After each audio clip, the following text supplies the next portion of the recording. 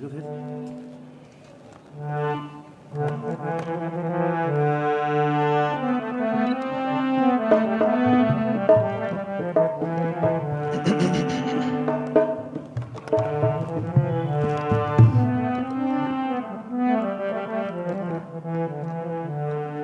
ਸ੍ਰੀ ਵਾਹਿਗੁਰੂ।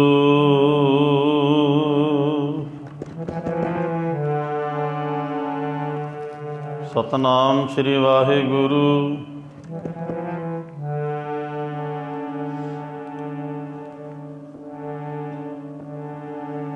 ਰਾਣਾ ਰਹੋ ਨ ਕੋ ਰਹੈ, ਰੰਗ ਨ ਤੁੰਗ ਫਕੀਰ। ਵਾਰੀ ਆਪੋ ਆਪਣੀ,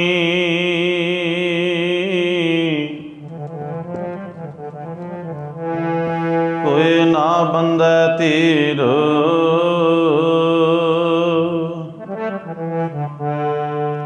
ਫਰੀਦਾ ਮੇਖਾਂ ਅਗਲੀਆਂ, ਜਿੰਦ ਨਾ ਕਾਈ ਮੇਖ। ਵਾਰੀ ਆਪੋ ਆਪਣੀ,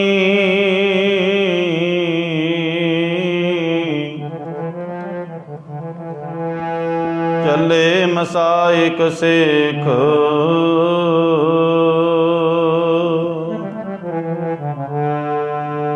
ਫਰੀਦਾ ਇੰਨੀ ਲੋਇਣੀ ਦੇਖਦਿਆਂ, ਕੇਤੀ ਚੱਲ ਗਈ। ਫਰੀਦਾ ਲੋਕਾਂ ਆਪੋ ਆਪਣੀ,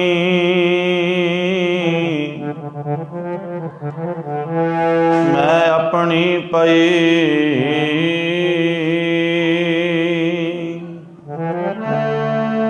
ਰਾਮ ਗਇਓ ਰਾਵਣ ਗਇਓ, ਜਾਕੋ ਬਹੁ ਪਰਵਾਰ। ਕਹੋ ਨਾਨਕ ਤਿਰ ਕਛ ਨਹੀਂ,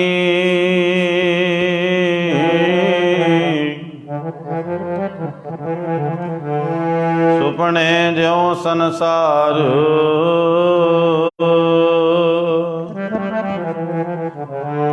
ਚਿੰਤਾ ਤਾਂ ਕੀ ਕੀਜੀਐ, ਜੋ ਅਨਹੋਣੀ ਹੋਏ। ਇਹੋ ਮਾਰਗ ਸੰਸਾਰ ਕੋ,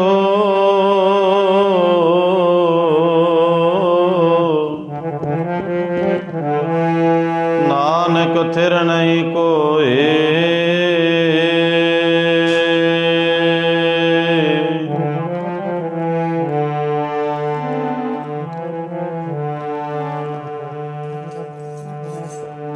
ਪਿਆਰੇ ਜਾਏ ਸੁਤੇ ਜਿਰਾਨ, ਸੱਜਣ ਮੇਰੇ ਰੰਗਲੇ।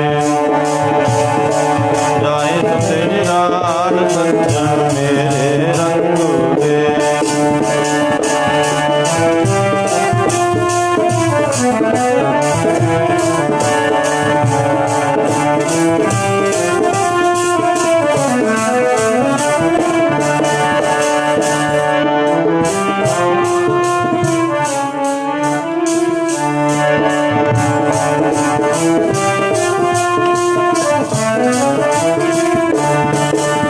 ਪਿਆਰੇ ਜਾਏ ਸੁਤੇ ਜਿਰਾਨ,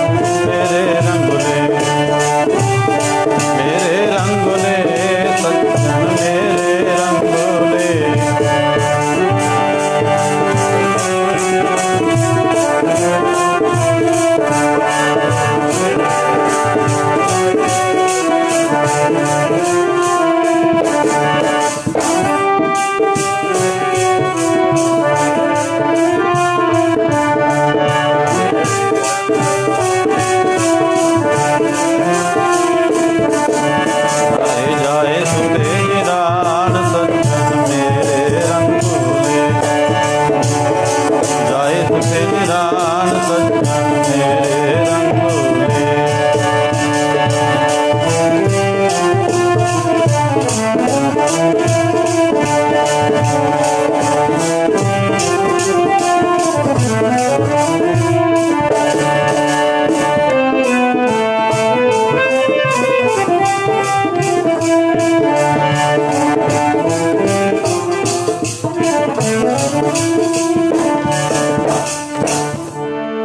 ਤਨ ਜੋਬਨ ਅਰ ਫੁੱਲੜਾ ਨਾਠੀ ਅੜੇ ਦਿਨ ਚਾਰ।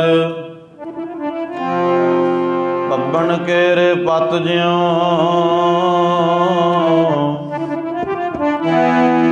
ਟਲ ਟੁੱਲ ਜੰਮਣ ਹਾਰ।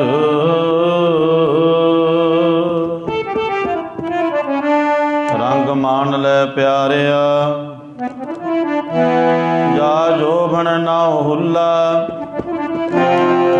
ਦਿਨ ਥੋੜੜੇ ਥੱਕੇ ਪਿਆ ਪੁਰਾਣਾ ਚੋਲਾ।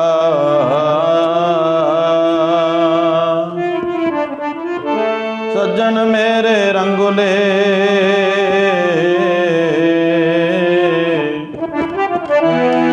ਜਾਏ ਸੁਤੇ ਜੀਰਾਨ। ਹੰਪੀ ਰੋਵਾ ਮੰਜਣੀ ਰੋਵਾ ਚੀਣੀ ਵਾਣ। ਕੀ ਨਾ ਸੁਨੇਹ ਗੋਰੀਏ ਆਪਣ ਕੰਨੀ ਸੋਏ। ਲੱਗੀ ਆਵੇ ਸਹੁਰੇ ਨਿਤ ਨਾ ਪੀਐ ਰੋਏ। ਨਾਨਕ ਸੁੱਤੀ ਪਈਐ ਜਾਨ ਵਿਰੰਤੀ ਸੰਨ। ਗੁਣਾ ਗਵਾਏ ਗੰਠੜੇ ਅਵਗੁਣ ਚੱਲੀ ਬੰਨ।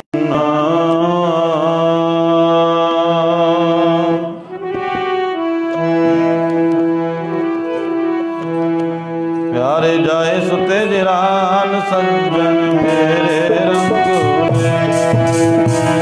ਜਾਏ ਸੁਤੇ ਜਿਰਾਨ ਸੱਜਣ ਮੇਰੇ ਰੰਗੋਲੇ।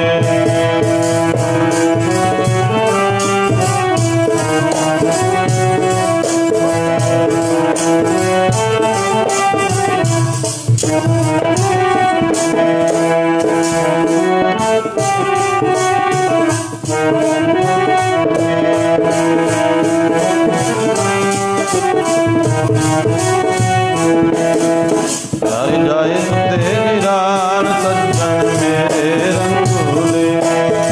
ਜਾਏ ਜਾਏ ਸੁਤੇ ਨਿਰਾਨ ਸੱਜਣ ਮੇਰੇ ਰੰਗੋਲੇ।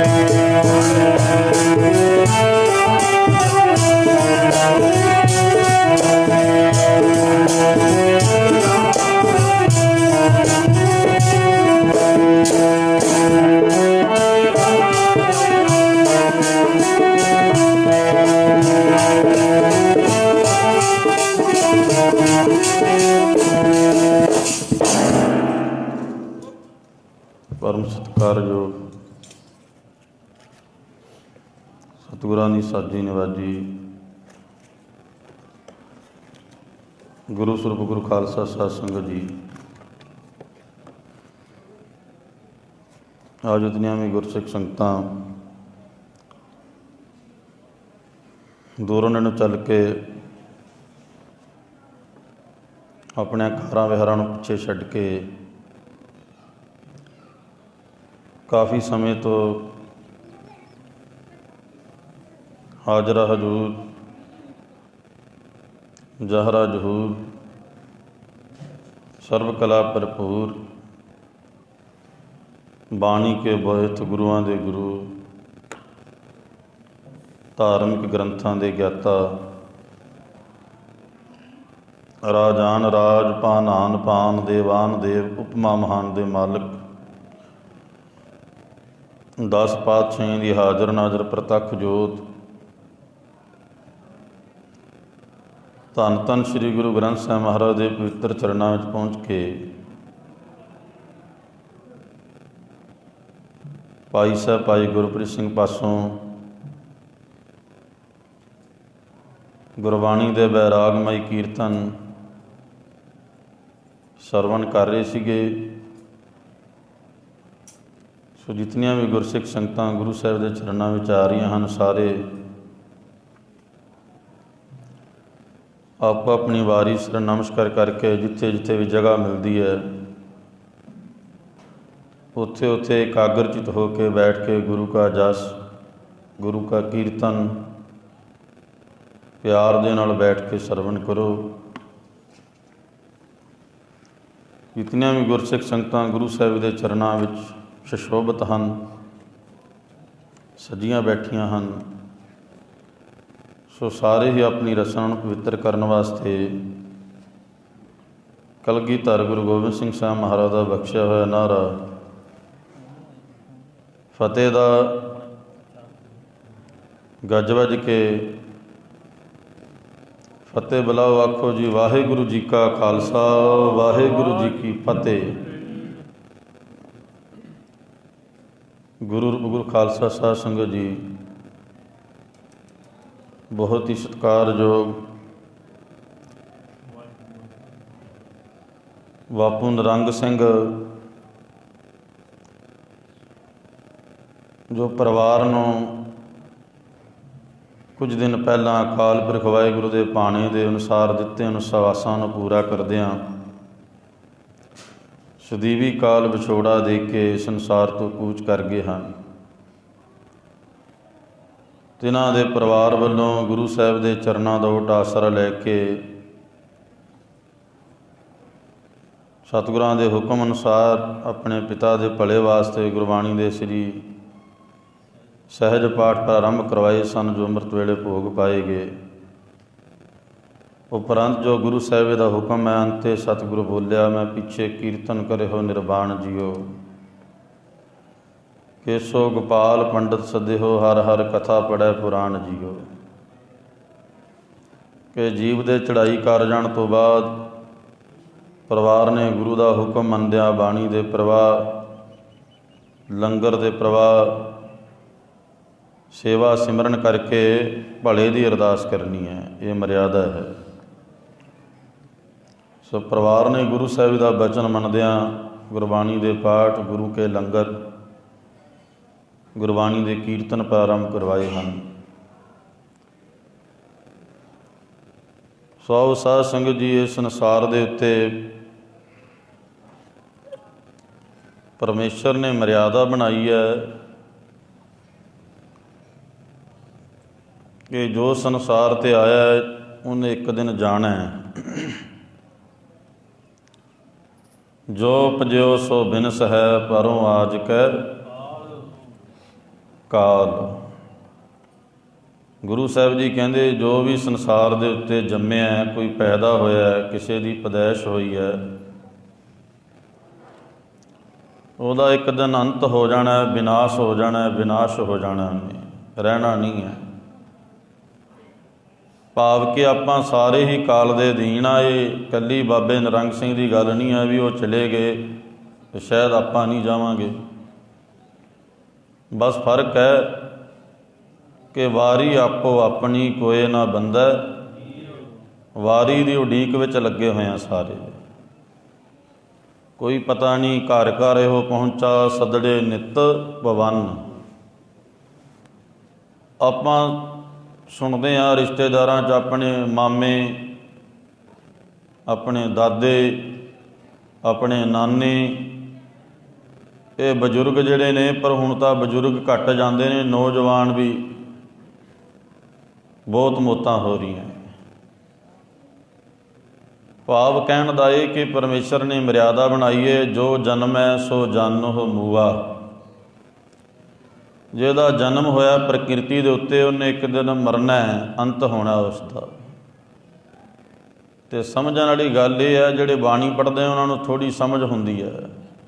ਇਹੋ ਅੰਤ ਨਾ ਜਾਣੈ ਕੋਏ, ਬਸ ਉਹ ਅੰਤ ਨੂੰ ਜਾਣਦਾ ਕੋਈ ਨਹੀਂ ਹੈ, ਉਹਦਾ ਅਨੁਮਾਨ ਕੋਈ ਨਹੀਂ ਹੈ, ਉਹਦੀ ਗਰੰਟੀ ਕੋਈ ਨਹੀਂ ਹੈ। ਜਿਹੜਾ ਸਮਾਂ ਪਰਮੇਸ਼ਰ ਨੇ ਮੁਕਰਰ ਕੀਤਾ ਹੋਇਆ ਉਹਦਾ ਕੋਈ ਪਤਾ ਨਹੀਂ।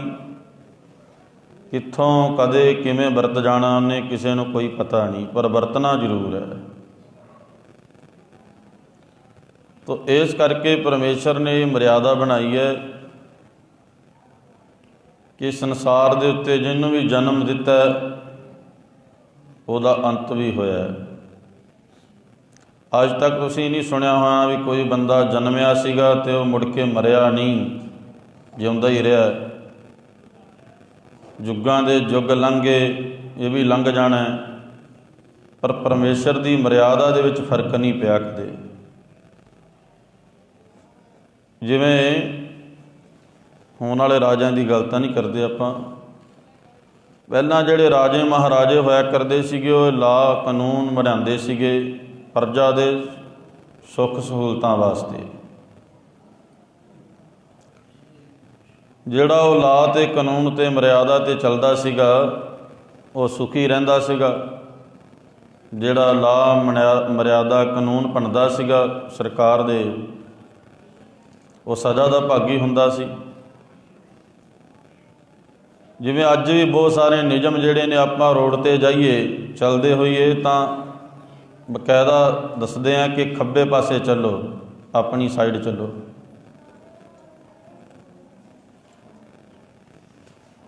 ਫਿਰ ਇਸ ਕਰਕੇ ਜਿਹੜਾ ਕਾਨੂੰਨ ਦੇ ਮਰਿਆਦਾ ਵਿੱਚ ਰਹਿ ਕੇ ਚੱਲਦਾ ਉਹ ਠੀਕ ਰਹਿੰਦਾ। ਇਸੇ ਤਰ੍ਹਾਂ ਹੀ ਪਰਮੇਸ਼ਰ ਨੇ ਵੀ ਮਰਿਆਦਾ ਬਣਾਈ ਹੈ, ਜਿਹਦਾ ਜਨਮ ਹੋਇਆ ਉਹਦੀ ਮ੍ਰਿਤੂ ਹੋਣੀ ਹੈ, ਉਹਦੇ ਵਿੱਚ ਫਰਕ ਨਹੀਂ ਪੈ ਸਕਦਾ ਕਦੇ ਵੀ। ਸੋ ਇਹ ਮਰਿਆਦਾ ਹੈ ਪਰਮੇਸ਼ਰ ਦੀ ਕਿ ਜੋ ਸੰਸਾਰ 'ਤੇ ਪੈਦਾ ਹੋਇਆ ਉਹਨੇ ਇੱਕ ਦਿਨ ਇੱਥੋਂ ਚਲੇ ਜਾਣਾ, ਰਹਿਣਾ ਨਹੀਂ ਹੈ। ਬੜੇ ਹੋਣਗੇ ਜਿਨ੍ਹਾਂ ਨੇ ਯਤਨ ਵੀ ਕੀਤੇ ਹੋਣੇ ਆ ਰਹਿਣ ਦੇ, ਵੀ ਅਸੀਂ ਰਹਿੰਦੇ ਹਾਂ, ਰਹਿ ਕੇ ਦੇਖਦੇ ਹਾਂ ਇੱਥੇ।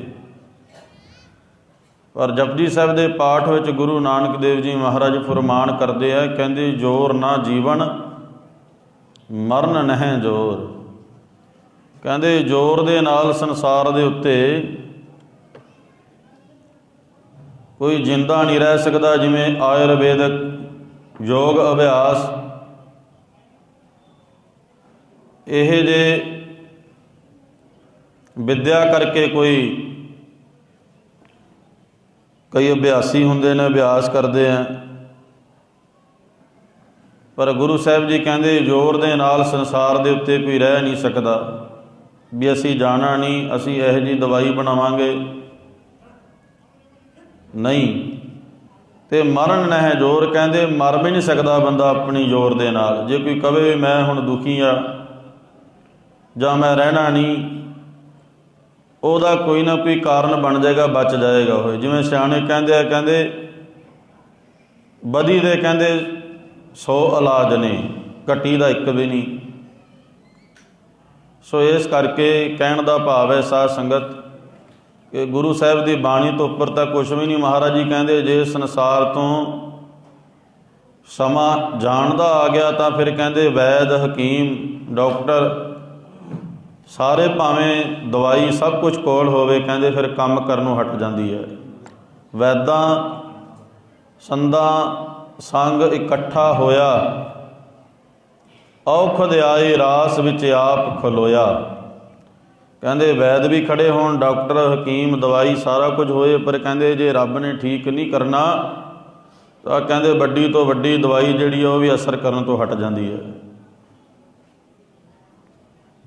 ਰੱਬ ਦੀ ਤਾਕਤ ਸ਼ਕਤੀ ਨਾਲ ਨਾ ਹੋਵੇ ਤਾਂ ਦਵਾਈਆਂ ਦੁਈਆਂ ਕੋਈ ਕੰਮ ਨਹੀਂ ਕਰਦੀਆਂ, ਜਿੰਨਾ ਮਰਜ਼ੀ ਜ਼ੋਰ ਲਾ ਲਈਏ ਆਪਾਂ। ਤੋ ਇਸ ਕਰਕੇ ਇੱਕ ਕਹਿਣ ਦਾ ਮਤਲਬ ਹੈ ਕਿ ਸੰਸਾਰ ਦੇ ਉੱਤੇ ਪਰਮੇਸ਼ਰ ਨੇ ਜੋ ਮਰਿਆਦਾ ਬਣਾਈ ਹੈ ਨਾ, ਜੋ ਜਾਣੈ ਸੋ ਜਾਨੋ ਮੂਆ। ਜੋ ਵੀ ਸੰਸਾਰ 'ਤੇ ਆਇਆ ਉਹਨੇ ਇੱਕ ਦਿਨ ਚਲੇ ਜਾਣਾ, ਰਹਿਣਾ ਨਹੀਂ। ਇੱਥੇ ਤਾਂ ਆਪਾਂ ਇੱਕ ਸਾਧ ਸੰਗਤ ਜੀ ਸਮਾਂ ਕੱਟਣ ਵਾਸਤੇ ਆਏ ਹੋਏ ਹਾਂ। ਗੁਰੂ ਮਹਾਰਾਜ ਜੀ ਬਾਣੀ ਵਿੱਚ ਐਸਾ ਉਪਦੇਸ਼ ਕਰਦੇ ਹੈ ਕਿ ਸੰਸਾਰ ਦੇ ਉੱਤੇ ਵੱਡੇ ਵੱਡੇ ਰਾਜੇ, ਮਹਾਰਾਜੇ, ਚੱਕਰਵਰਤੀ ਰਾਜੇ, ਆਪਾਂ ਤਾਂ ਕੁਛ ਵੀ ਨਹੀਂ ਆ ਉਹਨਾਂ ਦੇ ਮੂਹਰੇ। ਜਿਨ੍ਹਾਂ ਦੇ ਮੂਹਰੇ ਰਾਮ ਲਸ਼ਕਰ ਇੰਨਾ ਚੜ੍ਹਦਾ ਸੀਗਾ, ਇੰਨੀਆਂ ਫੌਜਾਂ ਸੀਗੀਆਂ, ਇੰਨੇ ਜਰਨੈਲ ਸੀਗੇ, ਪਰ ਗੁਰੂ ਮਹਾਰਾਜ ਜੀ ਕਹਿੰਦੇ ਰਾਮ ਗਿਓ ਰਾਵਣ ਗਿਓ ਜਾ ਕੋ ਬਹੁ ਪਰਿਵਾਰ। ਕਹੋ ਨਾਨਕ ਥਿਰ ਕਛ ਨਹੀਂ, ਸੁਪਨੇ ਜਿਉ ਸੰਸਾਰ। ਇਹ ਮਹਾਰਾਜ ਬਾਣੀ ਵਿੱਚ ਐਸਾ ਉਪਦੇਸ਼ ਕਰਦੇ ਆ, ਕਹਿੰਦੇ ਕੋਈ ਰਿਹਾ ਨਹੀਂ ਸੰਸਾਰ ਤੇ, ਕਿਸੇ ਨੇ ਰਹਿਣਾ ਨਹੀਂ, ਬਸ ਫਰਕ ਇਹ ਹੈ ਇਹ ਆਪਾਂ ਵਾਰੀ ਦੇ ਵਿੱਚ ਲੱਗੇ ਹੋਏ ਹਾਂ, ਕੋਈ ਪਤਾ ਨਹੀਂ ਕਦ ਵਾਰੀ ਆ ਜਾਣੀ ਹੈ।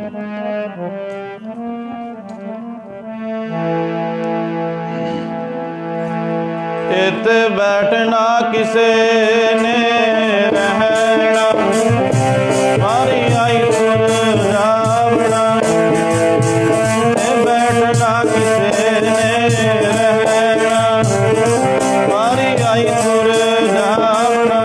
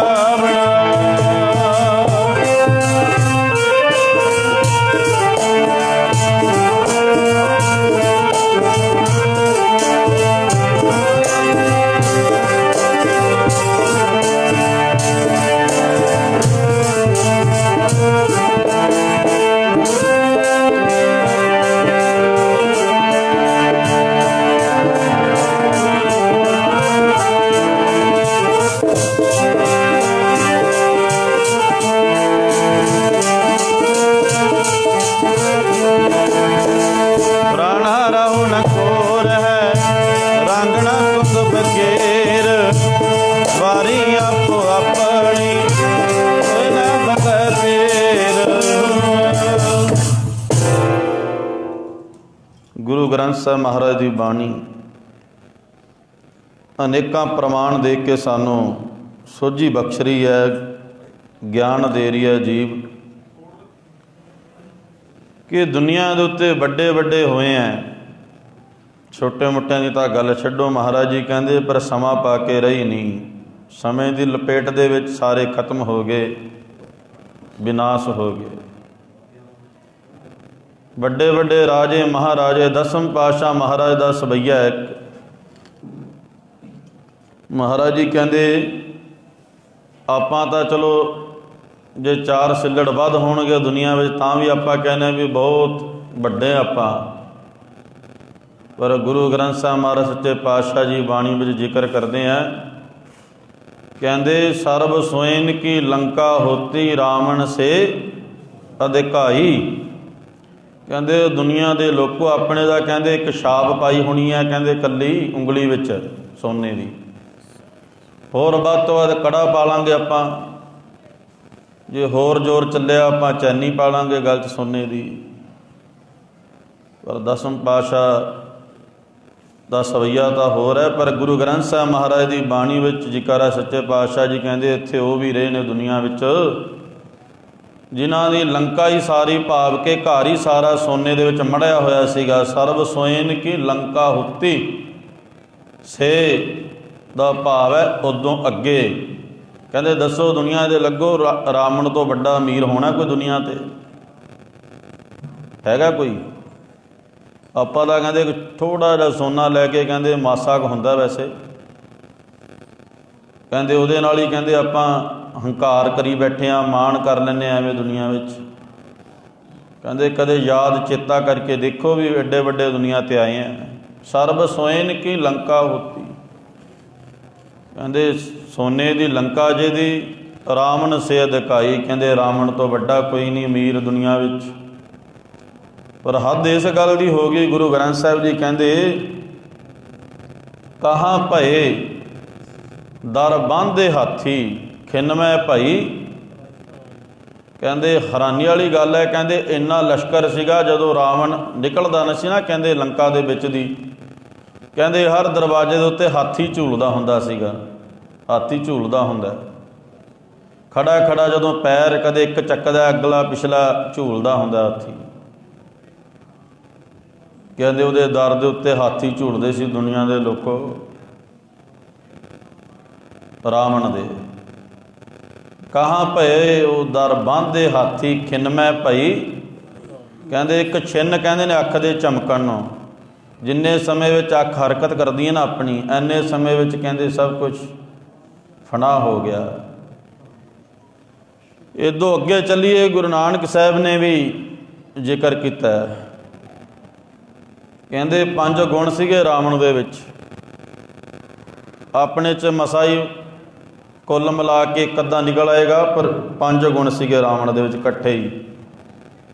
ਇਹ ਕੋਈ ਆਮ ਕਿਸੇ ਵਿਦਵਾਨ ਦੀ ਕਵਿਤਾ ਰਚਨਾ ਨਹੀਂ ਹੈ, ਗੁਰੂ ਗ੍ਰੰਥ ਸਾਹਿਬ ਦੀ ਬਾਣੀ ਹੈ। ਵਾਹੋ ਵਾਹੋ ਬਾਣੀ ਨਿਰੰਕਾਰ ਹੈ, ਤਿਸ ਜੇਵਟ ਅਵਰ ਨਾ, ਇਹ ਅਕਾਲ ਪੁਰਖ ਦੀ ਬਾਣੀ ਹੈ। ਇਹੋ ਬਾਣੀ ਮਹਾਂਪੁਰਖ ਕੀ ਨਿਜ ਘਰ ਵਾਸਾ, ਇਹੋ ਬਾਣੀ ਹੈ। ਗੁਰੂ ਗ੍ਰੰਥ ਸਾਹਿਬ ਮਹਾਰਾਜ ਦੀ ਬਾਣੀ ਦੇ ਵਿੱਚ ਗੁਰੂ ਨਾਨਕ ਸਾਹਿਬ ਜੀ ਜ਼ਿਕਰ ਕਰਦੇ ਆ, ਕਹਿੰਦੇ ਉਹ 5 ਗੁਣ ਕਹਿੰਦੇ ਦੁਨੀਆ ਦੇ ਵਿੱਚ ਕਿਸੇ ਨੂੰ ਨਹੀਂ ਮਿਲਦੇ, ਇਕੱਠੇ ਨਹੀਂ ਮਿਲਦੇ ਕਿਸੇ ਨੂੰ, ਇੱਕ ਅੱਧਾ ਕਿਸੇ 'ਚ ਹੋਏਗਾ। ਅਤ ਸੁੰਦਰ, ਕਹਿੰਦੇ ਰਾਵਣ ਇੰਨਾ ਸੁੰਦਰ ਸੀ ਨਾ, ਦਸਮ ਪਾਤਸ਼ਾਹ ਮਹਾਰਾਜ ਨੇ ਦਸਮ ਗ੍ਰੰਥ ਦੇ ਵਿੱਚ ਵੀ ਜ਼ਿਕਰ ਕੀਤਾ ਰਾਵਣ ਦਾ। ਕਹਿੰਦੇ ਇੰਨਾ ਸੁੰਦਰ ਸੀ ਨਾ, ਜਦੋਂ ਨਿਕਲਦਾ ਸੀ ਨਾ ਅੰਦਰੋਂ ਰਾਵਣ, ਤਾਂ ਸੂਰਜ ਦੀ ਕਹਿੰਦੇ ਜਿਹੜੀਆਂ ਕਿਰਨਾਂ ਹੁੰਦੀਆਂ ਨੇ ਉਹ ਵੀ ਫਿੱਕੀਆਂ ਪੈ ਜਾਂਦੀਆਂ ਸੀਗੀਆਂ ਰਾਵਣ ਦੇ ਚਿਹਰੇ ਦੇ ਅੱਗੇ। ਅਤ ਸੁੰਦਰ ਇਹਨੂੰ ਕਹਿੰਦੇ। ਉਹਦਾ ਜਾਹੋ ਜਲਾਲ ਤੱਕ ਕੇ ਨਾ ਸੂਰਜ ਦੀਆਂ ਕਿਰਨਾਂ, ਧੁੱਪ ਵੀ ਫਿੱਕੀ ਪੈਣ ਲੱਗ ਪੈਂਦੀ ਸੀਗੀ। ਅਤ ਸੁੰਦਰ ਕੁਲੀਨ ਚਤਰ, ਉੱਚੀ ਕੁੱਲ ਦੇ ਵਿੱਚ ਜਨਮ ਹੋਇਆ ਰਾਵਣ ਦਾ। ਅਤ ਸੁੰਦਰ ਕੁਲੀਨ, ਉੱਚੀ ਕੁੱਲ, ਚਤਰ। ਚਤਰ ਤਾਂ ਐਡਾ ਵੱਡਾ ਸੀਗਾ ਜਿਹਦੀ ਚਤਰਾਈ ਗੁਰੂ ਨਾਨਕ ਦੇਵ ਜੀ ਮਹਾਰਾਜ ਨੂੰ ਮੰਨਣੀ ਪੈ ਗਈ ਬਾਣੀ ਦੇ ਵਿੱਚ। ਲਿਖਦੇ ਆ ਗੁਰੂ ਨਾਨਕ ਸਾਹਿਬ ਜੀ ਕਹਿੰਦੇ ਜਿਨ ਸੀਤਾ ਆਂਦੀ ਡੋਰੂ ਵਾਏ। ਕਹਿੰਦੇ ਰਾਵਣ ਇੰਨਾ ਨੀਤੀਵਾਨ ਸੀਗਾ, ਕਿ ਡੋਰੂ ਵਜਾ ਕੇ ਹੀ ਜੋਗੀਆਂ ਵਾਲਾ ਭੇਖ ਬਣਾ ਕੇ ਅਲਖ ਜਗਾ ਦਿੱਤੀ ਜਾ ਕੇ ਭਗਵਾਨ ਰਾਮਚੰਦਰ ਦੀ ਛੱਪਰੀ ਦੇ ਕੋਲ, ਜਿੱਥੇ ਮਾਤਾ ਸੀਤਾ ਜੀ ਰਹਿੰਦੇ ਸੀਗੇ। ਉਹਨਾਂ ਨੂੰ ਹੁਕਮ ਸੀਗਾ ਕਿ ਤੁਸੀਂ ਜਿਹੜੀ ਰੇਖਾ ਖਿੱਚੀ ਹੋਈ ਸੀਗੀ, ਲਛਮਣ ਜੀ ਨੇ ਵੀ ਇਹ ਤੋਂ ਬਾਹਰ ਨਹੀਂ ਜਾਣਾ ਤੁਸੀਂ। ਅੱਜ ਸਾਨੂੰ ਵੀ ਸਾਧ ਸੰਗਤ ਜੀ ਗੁਰੂ ਗ੍ਰੰਥ ਸਾਹਿਬ ਮਹਾਰਾਜ ਜੀ ਨੇ ਰੇਖਾ ਖਿੱਚੀ ਹੋਈ ਹੈ ਮਰਿਆਦਾ ਦੀ, ਧਰਮ ਦੀ, ਕਰਮ ਦੀ, ਪਰ ਬਿਰਲੀਆਂ ਰੂਹਾਂ ਜਿਹੜੀਆਂ ਨੇ ਉਹ ਮਰਿਆਦਾ ਦੇ ਵਿੱਚ ਰਹਿ ਕੇ, ਰੇਖਾ ਦੇ ਅੰਦਰ ਰਹਿ ਕੇ ਕੰਮ ਕਰਦੀਆਂ ਨੇ, ਬਿਰਲੇ। ਤਾਂ ਹੀ ਤਾਂ ਬਾਣੀ ਵਿੱਚ ਮਹਾਰਾਜ ਨੇ ਬਚਨ ਕੀਤਾ ਨਾ, ਜੱਗ ਮੇ ਉੱਤਮ ਕਾਢੀਆ ਬਿਰਲੇ ਕਈ। ਉਹ ਸਾਨੂੰ ਵੀ ਰੇਖਾ ਖਿੱਚੀ ਹੋਈ ਪ੍ਰਮਾਤਮਾ ਨੇ, ਉਹ ਰੇਖਾ ਖਿੱਚੀ ਹੋਈ ਹੈ। ਇਹ ਤੋਂ ਬਾਹਰ ਨਹੀਂ ਜਾਣਾ, ਤੁਹਾਨੂੰ ਕੋਈ ਵੀ ਦੁਨੀਆ ਦੀ ਹਵਾ ਟੱਚ ਨਹੀਂ ਕਰੇਗੀ, ਕੋਈ ਦੁੱਖ ਤਕਲੀਫ ਨਹੀਂ ਹੋਏਗਾ। ਸੀਤਾ ਨੂੰ ਬਚਨ ਸੀਗਾ ਇਹ। ਰਾਵਣ ਦੀ ਫਿਰ ਚਤਰਾਈ ਜਾ ਕੇ ਜਦੋਂ ਡੋਰੂ ਟਮਕਾ ਦਿੱਤਾ, ਕਹਿੰਦਾ ਆਓ ਆ ਕੇ ਦਕਸ਼ਨਾ ਦਿਓ। ਮਾਤਾ ਜੀ ਕਹਿੰਦੇ ਸਾਨੂੰ ਹੁਕਮ ਨਹੀਂ ਬਾਹਰ ਆਉਣ ਦਾ, ਕਹਿੰਦੇ ਨਾ ਆ ਬਾਹਰ। ਮਨ ਪਿਘਲਾ ਦਿੱਤਾ, ਕਹਿੰਦੇ ਬਾਹਰ ਨਾ ਆ, ਤੇਰੇ ਦਰ ਤੇ ਆਇਆ ਸਵਾਲੀ, ਜੇ ਭੁੱਖਾ ਮੁੜ ਗਿਆ ਤਾਂ ਕਹਿੰਦੇ ਤੂੰ ਵੀ ਦੁਨੀਆ ਦੇ ਉੱਤੋਂ ਬਿਨਾਂ ਦਾਨ ਪੁੰਨ ਕੀਤੇ ਇਸ ਤਰ੍ਹਾਂ ਹੀ ਜਾਏਂਗੀ, ਤੇਰਾ ਭਲਾ ਨਹੀਂ ਹੋ ਸਕੇਗਾ। ਇਹ ਤਾਂ ਗੱਲਾਂ ਨਾਲ ਭਰਮਾਇਆ ਰਾਵਣ ਨੇ। ਥਾਲ ਭਰ ਕੇ ਲੈ ਆਈ ਅੰਦਰੋਂ, ਰੇਖਾ ਟੱਪ ਗਈ। ਜਦੋਂ ਸਾਧ ਸੰਗਤ ਜੀ ਭਿਕਸ਼ਾ ਪਾਣ ਲੱਗੇ, ਉਹਨੇ ਆਪਣੇ ਅਸਲੀ ਸਰੂਪ ਵਿੱਚ ਆ ਗਿਆ, ਚੱਕ ਕੇ ਸੀਤਾ ਨੂੰ ਲੈ ਗਿਆ। ਪਰ ਗੁਰੂ ਗ੍ਰੰਥ ਸਾਹਿਬ ਧੰਨ ਗੁਰੂ ਨਾਨਕ ਦੇਵ ਜੀ ਮਹਾਰਾਜ ਕਹਿੰਦੇ ਜਿਨ ਸੀਤਾ ਆਂਦੀ, ਕਹਿੰਦੇ ਇੰਨਾ ਚਤਰ ਇੰਨਾ ਚਲਾਕ ਦੁਨੀਆ ਵਿੱਚ ਨਹੀਂ ਜੰਮਣਾ ਮੁੜ ਕੇ, ਜਿਨ ਸੀਤਾ ਆਂਦੀ ਡੋਰੂ ਵਾਏ। ਤੋ ਗੁਰੂ ਨਾਨਕ ਦੇਵ ਜੀ ਮਹਾਰਾਜ ਪਾਤਸ਼ਾਹ ਜੀ ਬਚਨ ਕਰਦਿਆਂ ਕਹਿੰਦੇ ਅਤ ਸੁੰਦਰ ਉਤੋਂ ਗਾਹ ਕੋਈ ਸੁੰਦਰ ਨਹੀਂ, ਉੱਚੀ ਕੁੱਲ ਦਾ ਜਨਮ, ਅਤ ਸੁੰਦਰ ਕੁਲੀਨ ਚਤਰ। ਚਤਰ ਉਹਦਾ ਵਰਗਾ ਦੁਨੀਆ ਦੇ ਉੱਤੇ ਕੋਈ ਹੈ ਨਹੀਂ। ਅਤ ਸੁੰਦਰ ਕੁਲੀਨ ਚਤਰ, ਮੁੱਖ ਅੰਗਿਆਨੀ ਧਨਵੰਤ। ਸਾਧ ਸੰਗਤ ਜੀ ਸਾਡੇ ਵਾਂਗੂ ਗਿਆਨੀ ਨਹੀਂ ਸੀਗਾ, ਜਿਵੇਂ ਸਾਡਾ ਗਿਆਨ ਜਿਹੜਾ ਉਹ ਇਕੱਲਾ ਜੀਵ ਤੱਕ ਹੀ ਹੈ। ਅੰਤਰ ਆਤਮਾ ਗੱਲ ਕੁਛ ਹੋਰ ਹੈ। ਪ੍ਰੇਮ ਤਿੰਨ ਤਰ੍ਹਾਂ ਕਰਕੇ ਹੁੰਦਾ ਹੈ, ਇੱਕ ਹਿਰਦੇ ਕਰਕੇ, ਇੱਕ ਜ਼ੁਬਾਨ ਕਰਕੇ ਤੇ ਇੱਕ ਕਰਮ ਕਰਕੇ। ਜਿਹੜਾ ਪ੍ਰੇਮ ਹੁੰਦਾ ਨਾ ਪਰਮੇਸ਼ਰ ਨਾਲ, ਅਕਾਲ ਪੁਰਖ ਵਾਹਿਗੁਰੂ ਨਾਲ, ਮੱਛੀ ਦਾ ਜਿਵੇਂ ਪ੍ਰੇਮ ਹੈ, ਉਹਦਾ ਜੀਵਨ ਪਾਣੀ ਹੈ, ਉਹਦੇ ਅੰਦਰ ਵੀ ਪਾਣੀ ਹੈ, ਤਾਂ ਉਹ ਪਾਣੀ ਦੇ ਵਿੱਚ ਹੀ ਉਹਦੇ ਨਾਲ ਹੀ ਉਹਦੀ ਪ੍ਰੀਤੀ ਆ। ਤਿੰਨ ਤਰ੍ਹਾਂ ਕਰਕੇ ਪ੍ਰੀਤੀ ਹੁੰਦੀ ਆ ਮੱਛੀ ਦੀ। ਜਿਉ ਮਛਲੀ ਬਿਨ ਪਾਣੀ ਹੈ ਕਿਉਂ ਜੀਵਨ ਪਾਵੈ। ਤੇ ਗੁਰੂ ਗ੍ਰੰਥ ਸਾਹਿਬ ਜੀ ਕਹਿੰਦੇ ਆਪਾਂ ਸਿੱਖਾਂ ਰੱਬ ਦੇ, ਪਰਮੇਸ਼ਰ ਦੇ, ਆਪਾਂ ਵੀ ਗੁਰੂ ਸਾਹਿਬ ਜੀ ਨਾਲ ਤਿੰਨ ਤਰ੍ਹਾਂ ਦੀ ਪ੍ਰੀਤੀ ਕਰਨੀ ਹੈ। ਹਿਰਦੇ ਵਿੱਚ ਵੀ ਸਿਮਰਨ, ਜ਼ੁਬਾਨ ਉੱਤੇ ਵੀ ਸਿਮਰਨ, ਕਰਮ ਉਹ ਕਰਨੇ ਆ ਜਿਹੜੇ ਗੁਰੂ ਗ੍ਰੰਥ ਸਾਹਿਬ ਨੂੰ ਚੰਗੇ ਲੱਗਣ। ਤਿੰਨ ਤਰ੍ਹਾਂ ਦੀ ਪ੍ਰੀਤੀ। ਤੋ ਸੱਚੇ ਪਾਤਸ਼ਾਹ ਜ਼ਿਕਰ ਕਰਦੇ ਆ, ਕਹਿੰਦੇ ਅਤ ਸੁੰਦਰ ਕੁਲੀਨ ਚਤਰ, ਮੁੱਖ ਗਿਆਨੀ। ਕਹਿੰਦੇ ਉਹਦਾ ਮੁੱਖ ਭਾਵ ਕਿ ਜੀਵ ਦੇ ਉੱਤੇ ਗਿਆਨ ਨਹੀਂ ਸੀਗਾ, ਚਾਰ ਵੇਦਾਂ ਦਾ ਗਿਆਤਾ ਸੀਗਾ, ਮੂੰਹ ਜ਼ਬਾਨੀ ਕੰਠ ਸੀਗੇ ਉਹਦੇ। ਸਾਡੇ ਤਾਂ ਅੱਜ ਖਿਮਾ ਕਰ ਦਿਓ ਗੱਲਾਂ, ਕਹਿੰਦੇ ਦੁੱਖ ਲੱਗਦਾ ਸਾਨੂੰ ਤਾਂ ਅੱਜ ਜ਼ਿੰਦਗੀਆਂ ਲੰਘ ਗਿਆ, ਜਪਜੀ ਸਾਹਿਬ ਨਹੀਂ ਕੰਠ ਹੋਇਆ ਹਲੇ ਤੱਕ। ਜਪਜੀ ਸਾਹਿਬ ਦੀਆਂ 5 ਪੌੜੀਆਂ ਨਹੀਂ ਕੰਠ ਹੋਈਆਂ, ਸਾਨੂੰ ਰਹਿਰਾਸ ਸਾਹਿਬ ਨਹੀਂ ਕੰਠ ਹੋ ਸਕੀ। 5 ਬਾਣੀਆਂ ਦਾ ਨਿੱਤ ਨੇ ਪੁੱਛ ਲਿਓ ਕਿਸੇ ਨੂੰ ਕੰਠ ਹੋਣਾ। ਤੇ ਹਾਂ ਆਪਾਂ ਸਿੱਖ ਗੁਰੂ ਦੇ, ਤੇ ਕੋਈ ਘੱਟ ਵੀ ਨਹੀਂ ਕਹਾਉਂਦਾ, ਕਹਿੰਦੇ ਪੂਰੇ ਹਾਂ। ਘੱਟ ਕਿਤੇ ਆ, ਸਾਡੇ ਵਿੱਚ ਕੀ ਕਮੀ ਆ, ਅਸੀਂ ਪੂਰੇ ਹਾਂ। ਤੋ ਗੁਰੂ ਸਾਹਿਬ ਸੱਚੇ ਪਾਤਸ਼ਾਹ ਕਿਰਪਾ ਕਰਨ ਆਪਣੇ ਸਾਰਿਆਂ ਉੱਤੇ, ਆਪਾਂ ਨੂੰ ਸਿਮਰਨ ਦੀ, ਨਾਮ ਦੀ, ਨਿਤਨੇਮ ਦੀ ਦਾਤ ਬਖਸ਼ਣ। ਬਚਨ ਕਰਦੇ ਆ ਗੁਰੂ ਸਾਹਿਬ ਜੀ ਕਹਿੰਦੇ ਅਤ ਸੁੰਦਰ ਕੁਲੀਨ ਚਤਰ, ਮੁੱਖ ਗਿਆਨੀ ਧਵੰਤ। ਕਹਿਣ ਦਾ ਭਾਵ ਕਿ ਮੂੰਹ ਜ਼ਬਾਨੀ ਉਹਦੇ ਵੇਦ ਸ਼ਾਸਤਰ ਕੰਠ ਸੀਗੇ ਰਾਵਣ ਦੇ। ਇੰਨਾ ਵਿਦਵਾਨ ਸੀਗਾ, ਪੰਡਤ ਵਿਦਵਾਨ ਨੂੰ ਕਹਿੰਦੇ ਨੇ। ਪਰ ਸੋਚਣ ਵਾਲੀ ਗੱਲ, ਜਿਹੜੀ ਸਿੱਖਣ ਵਾਲੀ ਗੱਲ ਹੈ, 4 ਵੇਦ 6 ਸ਼ਾਸਤਰ, ਜਿਹਦੇ ਕੋਲ ਐਡਾ ਵੱਡਾ ਗਿਆਨ ਸੀਗਾ, ਪਰ ਸਾਧ ਸੰਗਤ ਜੀ ਕਿੱਥੇ ਮਾਰ ਖਾਧੀ। ਗੁਰੂ ਸਾਹਿਬ ਜੀ ਬਚਨ ਕਰਦਿਆਂ ਕਹਿੰਦੇ, ਅਤ ਸੁੰਦਰ ਕੁਲੀਨ ਚਤਰ ਮੁਖ ਗਿਆਨੀ ਧਨਵੰਤ।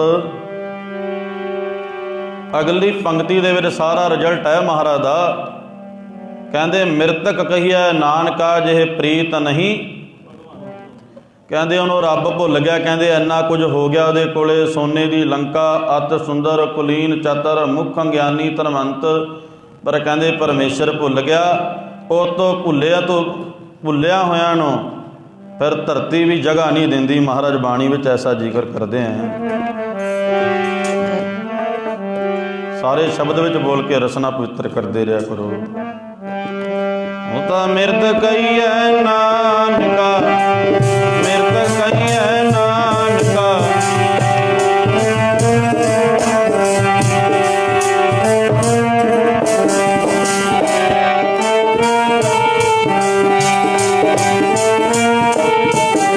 ਉਹ ਤਾਂ ਮਿਰਤ ਕਹੀਐ ਨਾਨਕਾ, ਮਿਰਤ ਕਹੀਐ ਨਾਨਕਾ।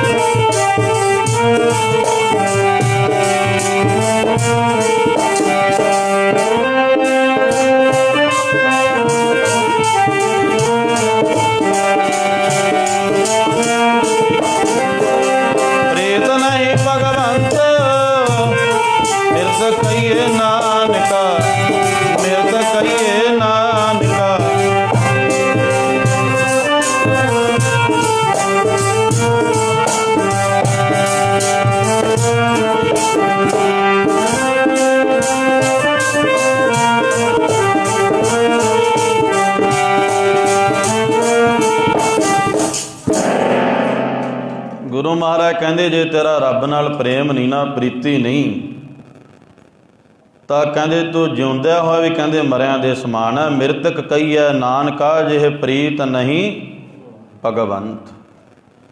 ਸੋ ਕਹਿਣ ਦਾ ਭਾਵ ਹੈ ਜੇ ਇੰਨੇ ਗੁਣ ਵੀ ਮਹਾਰਾਜ ਜੀ ਹੋ ਜਾਣ ਸੱਚੇ ਪਾਤਸ਼ਾਹ ਕਹਿੰਦੇ, ਪਰ ਜੇ ਪ੍ਰੇਮ ਨਹੀਂ ਤਾਂ ਕੁਝ ਵੀ ਨਹੀਂ।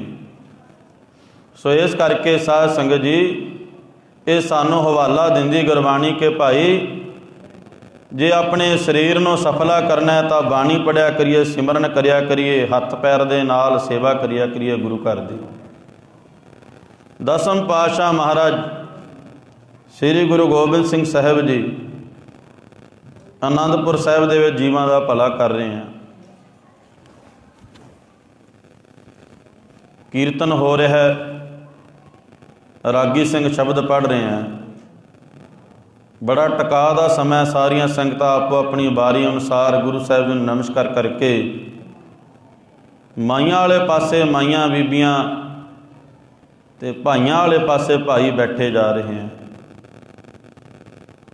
ਕੀਰਤਨ ਹੁੰਦੇ ਹੁੰਦੇ ਗੁਰੂ ਸਾਹਿਬ ਸੱਚੇ ਪਾਤਸ਼ਾਹ ਦਸਮ ਪਾਤਸ਼ਾਹ ਗੁਰੂ ਗੋਬਿੰਦ ਸਿੰਘ ਸਾਹਿਬ ਮਹਾਰਾਜ ਉੱਚੀ ਆਵਾਜ਼ ਦੇ ਕੇ ਕਹਿੰਦੇ ਆ, ਭਾਈ ਅਸੀਂ ਜਲ ਛਕਣਾ, ਕੋਈ ਗੁਰਮੁਖ ਪਿਆਰਾ ਉੱਠੇ ਜਲ ਲੈ ਕੇ ਆਵੇ।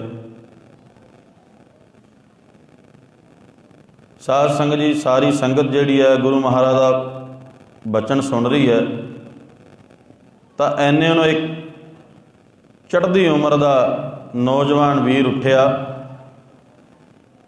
ਉੱਠ ਕੇ ਛੇਤੀ ਦੇ ਕੇ ਬਾਹਰ ਗਿਆ, ਜਾ ਕੇ ਗੜਵਾ ਪਾਣੀ ਦਾ ਭਰ ਕੇ ਲਿਆ ਕੇ ਮਹਾਰਾਜ ਦੇ ਪਾਸ ਸੱਚੇ ਪਾਤਸ਼ਾਹ ਨੂੰ ਫੜਾ ਦਿੱਤਾ। ਗੁਰੂ ਗੋਬਿੰਦ ਸਿੰਘ ਸਾਹਿਬ ਮਹਾਰਾਜ ਸੱਚੇ ਪਾਤਸ਼ਾਹ ਉਹਦੇ ਮੁਖ ਵੱਲ ਦੇਖਦਿਆਂ, ਮਸਤਕ ਵੱਲ, ਉਹਦੇ ਹੱਥਾਂ ਵੱਲ ਦੇਖਦਿਆਂ ਗੌਰ ਦੇ ਨਾਲ, ਉਹਦੇ ਪੈਰਾਂ ਵੱਲ ਦੇਖਦੇ ਆ। ਪਾਣੀ ਫੜਿਆ ਹੋਇਆ ਮਹਾਰਾਜ ਨੇ। ਉਹ ਜਲ ਛਕਿਆ ਨਹੀਂ ਮਹਾਰਾਜ ਨੇ, ਉਹਦੇ ਵੱਲ ਐਨ ਦੇਖ ਕੇ ਚੰਗੀ ਤਰ੍ਹਾਂ ਜਲ ਡੋਲ ਦਿੱਤਾ। ਸੰਗਤ ਬੜੀ ਹੈਰਾਨ ਹੋਈ ਕਿ ਮਹਾਰਾਜ ਸੱਚੇ ਪਾਤਸ਼ਾਹ ਤਾਂ ਐਡੇ ਕਿਰਪਾਲੂ ਨੇ, ਦਿਆਲੂ ਨੇ। ਜੇਕਰ ਕੋਈ ਪ੍ਰੇਮ ਦੇ ਨਾਲ ਆ ਕੇ ਸੱਚੇ ਪਾਤਸ਼ਾਹੀ ਦੇ ਚਰਨਾਂ ਦੇ ਵਿੱਚ ਕੋਈ ਵੀ ਚੀਜ਼ ਅਰਪਿਤ ਕਰਦਾ, ਭਾਵਨੀ ਭਗਤ ਪਾਏ ਕੋਡੀ, ਅਗਰ ਭਾਵ ਰੱਖੈ ਤਾਹੇ ਗੁਰੂ ਸਰਬ ਨਿਧਾਨ ਦਾਨ। ਕਹਿੰਦੇ ਗੁਰੂ ਤਾਂ ਐਡਾ ਸਮਰੱਥ ਹੈ ਵੀ ਜੇ ਕੋਈ ਪ੍ਰੇਮ ਦੇ ਨਾਲ ਕੋਈ ਵੀ ਭੇਟਾ ਕਰਦਾ, ਗੁਰੂ ਸਵੀਕਾਰ ਕਰਦਾ ਉਹਨਾਂ ਦੀ ਭੇਟਾ। ਪਰ ਇਹ ਕਾਕੇ ਕੋਲ ਆਪ ਹੀ ਮਹਾਰਾਜ ਨੇ ਪਾਣੀ ਮੰਗਿਆ ਸੀਗਾ, ਬਾਅਦ ਦੇ ਵਿੱਚ ਛਕਿਆ ਵੀ ਨਹੀਂ, ਉਹ ਡੋਲ ਦਿੱਤਾ। ਬੜੇ ਹੈਰਾਨ ਜੇ ਹੋਏ। ਸੰਗਤ ਬੇਨਤੀ ਕਰਕੇ ਪੁੱਛਦੀ, ਮਹਾਰਾਜ ਜੀ ਇਹ ਕੀ ਖੇਡ ਹੈ ਆਪ ਜੀ ਦੀ? ਕਿਉਂਕਿ ਸਾਧ ਸੰਗਤ ਜੀ ਜਿਹੜੇ ਮਹਾਤਮਾ ਲੋਕ ਹੁੰਦੇ ਨੇ, ਗੁਰੂ ਸਾਹਿਬਾਨ ਹੁੰਦੇ ਨੇ, ਉਹਨਾਂ ਦੀ ਹਰ ਗੱਲ ਦੇ ਵਿੱਚ ਰਾਜ ਹੁੰਦਾ, ਬਿਨਾਂ ਰਾਜ ਤੋਂ ਕੋਈ ਗੱਲ ਨਹੀਂ ਹੁੰਦੀ। ਮਹਾਂਪੁਰਖਾਂ ਕਾ ਬੋਲਣਾ ਹੋਵੇ ਕਿਤੈ ਪਰਥਾਏ, ਓਏ ਅੰਮ੍ਰਿਤ ਭਰੇ ਭਰਪੂਰ ਹੈ ਉਹਨਾਂ ਤਿਲ ਨਾ ਤਮਾਹੇ। ਮਹਾਂਪੁਰਸ਼ ਜਦੋਂ ਕਿਤੇ ਮੌਜ ਦੇ ਵਿੱਚ ਆ ਕੇ ਬੋਲਦੇ ਹੈ ਤਾਂ ਉਹਨਾਂ ਦੇ ਬੋਲਣ ਦੇ ਵਿੱਚ ਬਹੁਤ ਵੱਡਾ ਰਾਜ ਹੋਇਆ ਕਰਦਾ ਹੈ। ਗੁਰੂ ਨਾਨਕ ਸਾਹਿਬ ਜੀ ਮਹਾਰਾਜ ਆਸਾ ਦੀ ਵਾਰ ਦੇ ਵਿੱਚ ਬਚਨ ਕਰਦੇ ਹੈ ਕਿ ਜਿਹੜੇ ਸਿਮਰਨ ਕਰਨ ਵਾਲੇ ਨੇ, ਬਾਣੀ ਪੜ੍ਹਨ ਵਾਲੇ ਨੇ, ਗੁਰਮੁਖ ਪਿਆਰੇ, ਉਹਨਾਂ ਦੀ ਅਵਸਥਾ ਬਣ ਜਾਂਦੀ ਹੈ ਇਹ ਜੀ, ਉਹ ਆਪਣੀ ਮੌਜ ਦੇ ਨਾਲ ਹੀ ਰੋਂਦੇ ਆ, ਮੌਜ ਦੇ ਨਾਲ ਹੀ ਹੱਸਦੇ ਆ। ਰੰਗ ਹੱਸੈ ਰੰਗ ਰੋਵੈ ਚੁੱਪ ਪੀ, ਪਰਵਾਹ ਨਾਹੀ ਕਿਸੈ ਕੇਰੀ ਬਾਜ ਸੱਚੇ। ਕਹਿੰਦੇ ਨੇ ਉਹ ਆਪਣੀ ਮੌਜ ਦੇ ਵਿੱਚ ਜਿਹੜੇ ਰੱਬ ਦੇ ਪਿਆਰੇ ਆ, ਮਹਾਤਮਾ ਲੋਕ, ਮਹਾਤਮਾ ਕਹਿੰਦੇ ਨੇ ਸਾਧ ਸਿੰਘ ਜਿਹੜੀ ਆਤਮਾ ਪ੍ਰਾਤਮਾ ਇੱਕੋ ਕਰੈ, ਜਿਹੜੀ ਆਤਮਾ ਪਰਮਾਤਮਾ ਪਰਮੇਸ਼ਰ ਅਕਾਲ ਪੁਰਖ ਵਾਹਿਗੁਰੂ ਦੇ ਵਿੱਚ ਲੀਨ ਹੁੰਦੀ ਹੈ। ਜਿਨ ਸਾਸ ਗਰਾਸ ਨਾ ਵਿਸਰੈ ਹਰ ਨਾਮਾ, ਜਿਹੜੇ ਸਿਮਰਨ ਕਰਦੇ ਹੈ, ਜਿਨ ਸਾਸ ਗਰਾਸ, ਜਿਹੜੇ ਸਵਾਸ ਸਵਾਸ ਸਿਮਰਨ ਕਰਦੇ ਹੈ, ਕੋਈ ਵੀ ਜਿਹੜਾ ਉਹਨਾਂ ਦਾ ਸਵਾਸ ਹੈ ਉਹ ਨਾਮ ਤੋਂ ਬਿਨਾਂ ਬਿਰਥਾ ਨਹੀਂ ਜਾਂਦਾ, ਨਾਮ ਹੀ ਜਪਦੇ ਆ, ਸਿਮਰਨ ਕਰਦੇ, ਉਹਨਾਂ ਦੀ ਗੱਲ ਹੋ ਰਹੀ ਹੈ ਇੱਥੇ। ਸਾਡੇ ਵਾਂਗੂ ਚੋਲਾ ਬਾਣਾ ਪਾ ਲੈਣਾ ਇੱਕ ਵੱਖਰਾ ਵਿਸ਼ਾ, ਪਰ ਇੱਕ ਸਿਮਰਨ ਕਰਨਾ, ਨਿਤਨੇਮ ਹੀ ਹੋ ਜਾਣੀ, ਬਾਣੀ ਪੜ੍ਹ ਲੈਣੀ, ਇਹ ਵੱਡੀ ਗੱਲ ਹੈ ਸਾਧ ਸੰਗਤ, ਗੁਰੂ ਦੇ ਨਾਲ ਜੁੜੇ ਰਹਿਣਾ। ਪਰ ਉਹ ਬਿਰਲੀਆਂ ਬਿਰਲੀਆਂ ਰੂਹੀਆਂ ਹੁੰਦੀਆਂ ਨੇ ਜੱਗ ਦੇ ਉੱਤੇ, ਉਹ ਹਰ ਇੱਕ ਦੇ ਹਿੱਸੇ ਵਿੱਚ ਗੱਲ ਨਹੀਂ ਆਉਂਦੀ। ਤਾਂ ਗੁਰੂ ਸਾਹਿਬ ਜੀ ਕਹਿੰਦੇ ਨੇ ਜਿਹੜੇ ਮਹਾਤਮਾ ਲੋਕ ਹੁੰਦੇ ਨੇ, ਉਹਨਾਂ ਦੀ ਹਰ ਗੱਲ ਜਿਹੜੀ ਹੁੰਦੀ ਉਹ ਰਮਜ ਦੇ ਵਿੱਚ ਹੋਇਆ ਕਰਦੀ ਹੈ। ਦੇਖਿਆ ਮਹਾਂਪੁਰਸ਼ਾਂ ਦੇ ਕੋਲ ਜਿੰਨਾ ਸਮਾਂ ਰਹਿਣ ਦਾ ਮੌਕਾ ਮਿਲਿਆ, ਉਹ ਬਚਨ ਉਹਨਾਂ ਦੇ ਅੱਜ ਵੀ ਦੀਵਾਨ ਲੱਗਦੇ ਆ, ਉਹ ਬਚਨ ਕਰਦੇ ਆ। ਕਹਿੰਦੇ ਜਿਹੜੇ ਮਹਾਤਮਾ ਲੋਕ ਹੁੰਦੇ ਆ ਕਦੇ ਵੀ ਕਿਸੇ ਨੂੰ ਸਿੱਧਾ ਰਾਜ ਨਹੀਂ ਦਿੰਦੇ, ਰਮਜ ਮਾਰਿਆ ਕਰਦੇ ਆ, ਰਮਜ। ਤੇ ਗੁਰੂ ਗ੍ਰੰਥ ਸਾਹਿਬ ਦੀ ਬਾਣੀ ਪੜ੍ਹ ਲਓ, ਮਹਾਰਾਜ ਜੀ ਕਹਿੰਦੇ ਸੰਸਾਰ ਜਿਹੜਾ ਇਹ ਵੀ ਰਮਜ ਤੋਂ ਬਿਨਾਂ ਛੁੱਟ ਹੀ ਨਹੀਂ ਸਕਦਾ। ਜ਼ੋਰ ਨਾ ਜੁਗਤੀ ਛੁੱਟੈ ਸੰਸਾਰ, ਕਹਿੰਦੇ ਇਹਨੂੰ ਕਿਵੇਂ ਛੱਡ ਦਾਂਗੇ ਆਪਾਂ, ਜੁਗਤੀ ਤੋਂ ਬਿਨਾਂ ਨਹੀਂ ਛੱਡਿਆ ਜਾਣਾ। ਤੋ ਜੁਗਤੀ ਗੁਰੂ ਗ੍ਰੰਥ ਸਾਹਿਬ ਦੇ ਚਰਨਾਂ ਦੇ ਵਿੱਚ, ਸੰਗਤ ਦੇ ਵਿੱਚ, ਸੇਵਾ ਦੇ ਵਿੱਚ, ਸਿਮਰਨ ਦੇ ਵਿੱਚ, ਨਾਮ ਦੇ ਵਿੱਚ ਹੈ। ਸੋ ਇਸ ਕਰਕੇ ਗੁਰੂ ਮਹਾਰਾਜ ਜੀ ਬਚਨ ਕਰਦੇ ਆ, ਕਹਿੰਦੇ ਉਹ ਮਹਾਤਮਾ ਲੋਕ, ਉਹਨਾਂ ਦੀ ਅਵਸਥਾ ਹੁੰਦੀ ਹੈ ਰੰਗ ਹੱਸੈ ਰੰਗ ਰੋਵੈ, ਉਹ ਮੌਜ ਦੇ ਨਾਲ ਹੀ ਹੱਸਦੇ ਆ, ਮੌਜ ਦੇ ਨਾਲ ਹੀ ਰੋਂਦੇ ਆ। ਉਹਨਾਂ ਦੇ ਹਰ ਬਚਨ ਦੇ ਵਿੱਚ ਬਹੁਤ ਵੱਡੀ ਰਾਜ ਛੁਪਿਆ ਹੁੰਦਾ ਮਹਾਤਮਾ ਲੋਕਾਂ ਦੇ। ਗੁਰੂ ਗੋਬਿੰਦ ਸਿੰਘ ਸਾਹਿਬ ਮਹਾਰਾਜ ਸੱਚੇ ਪਾਤਸ਼ਾਹ ਸੰਗਤ ਬੇਨਤੀ ਕਰਕੇ ਪੁੱਛਦੀ ਹੈ, ਹੇ ਦਾਤਿਆ ਤੁਸੀਂ ਤਾਂ ਬੜੇ ਦਿਆਲੂ ਹੋ, ਕਿਰਪਾਲੂ ਹੋ, ਇਹ ਕੀ ਖੇਡ ਹੈ ਆਪ ਜੀ ਦੀ? ਜਿਹੜਾ ਪਹਿਲਾਂ ਜਲ ਸੰਗਤ ਦੇ ਪਾਸੋਂ ਮੰਗਵਾਇਆ, ਨੌਜਵਾਨ ਪਾਸੋਂ, ਬਾਅਦ ਦੇ ਵਿੱਚ ਛਕਿਆ ਨਹੀਂ, ਵਰਤਿਆ ਨਹੀਂ, ਡੋਲ ਦਿੱਤਾ। ਫਿਰ ਮਹਾਰਾਜ ਸੰਗਤ ਨੂੰ ਸੰਬੋਧਨ ਕਰਕੇ ਕਹਿੰਦੇ ਭਾਈ ਤੁਸੀਂ ਇਉਂ ਦੱਸੋ ਪਹਿਲਾਂ ਵੀ ਜਿਹੜਾ ਇਹ ਜਲ ਹੈ, ਕੋਈ ਵੀ ਵਸਤੂ ਜਿਹੜੀ ਮੁਰਦੇ ਦੇ ਨਾਲ ਟੱਚ ਹੋ ਜਾਵੇ, ਤੁਸੀਂ ਉਹਨੂੰ ਪਹਿਨਦੇ ਹੋ ਜਾਂ ਛਕ ਲੈਂਦੇ ਹੋ, ਇਹ ਦੱਸੋ। ਕਹਿੰਦੇ ਮਹਾਰਾਜ ਜਿਹੜਾ ਕੋਈ ਪੁਰਾਣੀ ਚੜ੍ਹਾਈ ਕਰ ਜਾਂਦਾ, ਉਹਦੇ ਜਿਹੜੇ ਬਸਤਰ ਹੁੰਦੇ ਆ ਉਹ ਬਾਅਦ ਦੇ ਵਿੱਚ ਵਰਤਦੇ ਨਹੀਂ, ਉਹਦੇ ਨਾਲ ਚੀਜ਼ ਕੋਈ ਵੀ ਛੂਈ ਵੀ ਕੋਈ ਵਰਤਦਾ ਨਹੀਂ। ਫਿਰ ਕਹਿੰਦੇ ਭਾਈ ਤੁਸੀਂ ਗੁਰੂ ਨਾਨਕ ਸਾਹਿਬ ਦੇ ਬਚਨ ਭੁੱਲ ਗਏ। ਕਹਿੰਦੇ ਕੀ ਬਚਨ ਨੇ ਮਹਾਰਾਜ ਗੁਰੂ ਨਾਨਕ ਸਾਹਿਬ ਦੇ? ਮਹਾਰਾਜ ਜੀ ਚੇਤਾ ਕਰਾਉਂਦੇ ਆ ਸਾਰੀ ਸੰਗਤ ਨੂੰ, ਆਓ ਪੜ੍ਹੀਏ। ਮਿਰਤਕ ਕਹੀਐ ਨਾਨਕਾ, ਮਿਰਤਕ ਕਹੀਐ ਨਾਨਕਾ,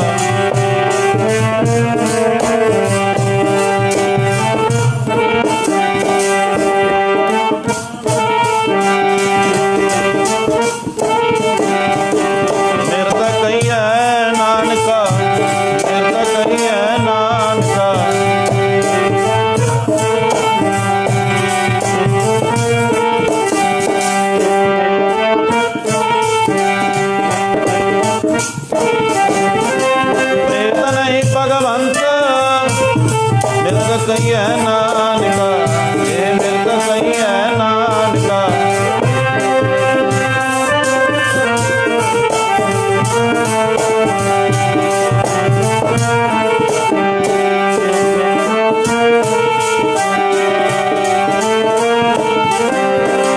ਪ੍ਰੀਤ ਨਹੀਂ ਭਗਵੰਤ, ਮਿਰਤ ਕਹੀਐ ਨਾਨਕਾ, ਇਹ ਮਿਰਤ ਕਹੀਐ ਨਾਨਕਾ।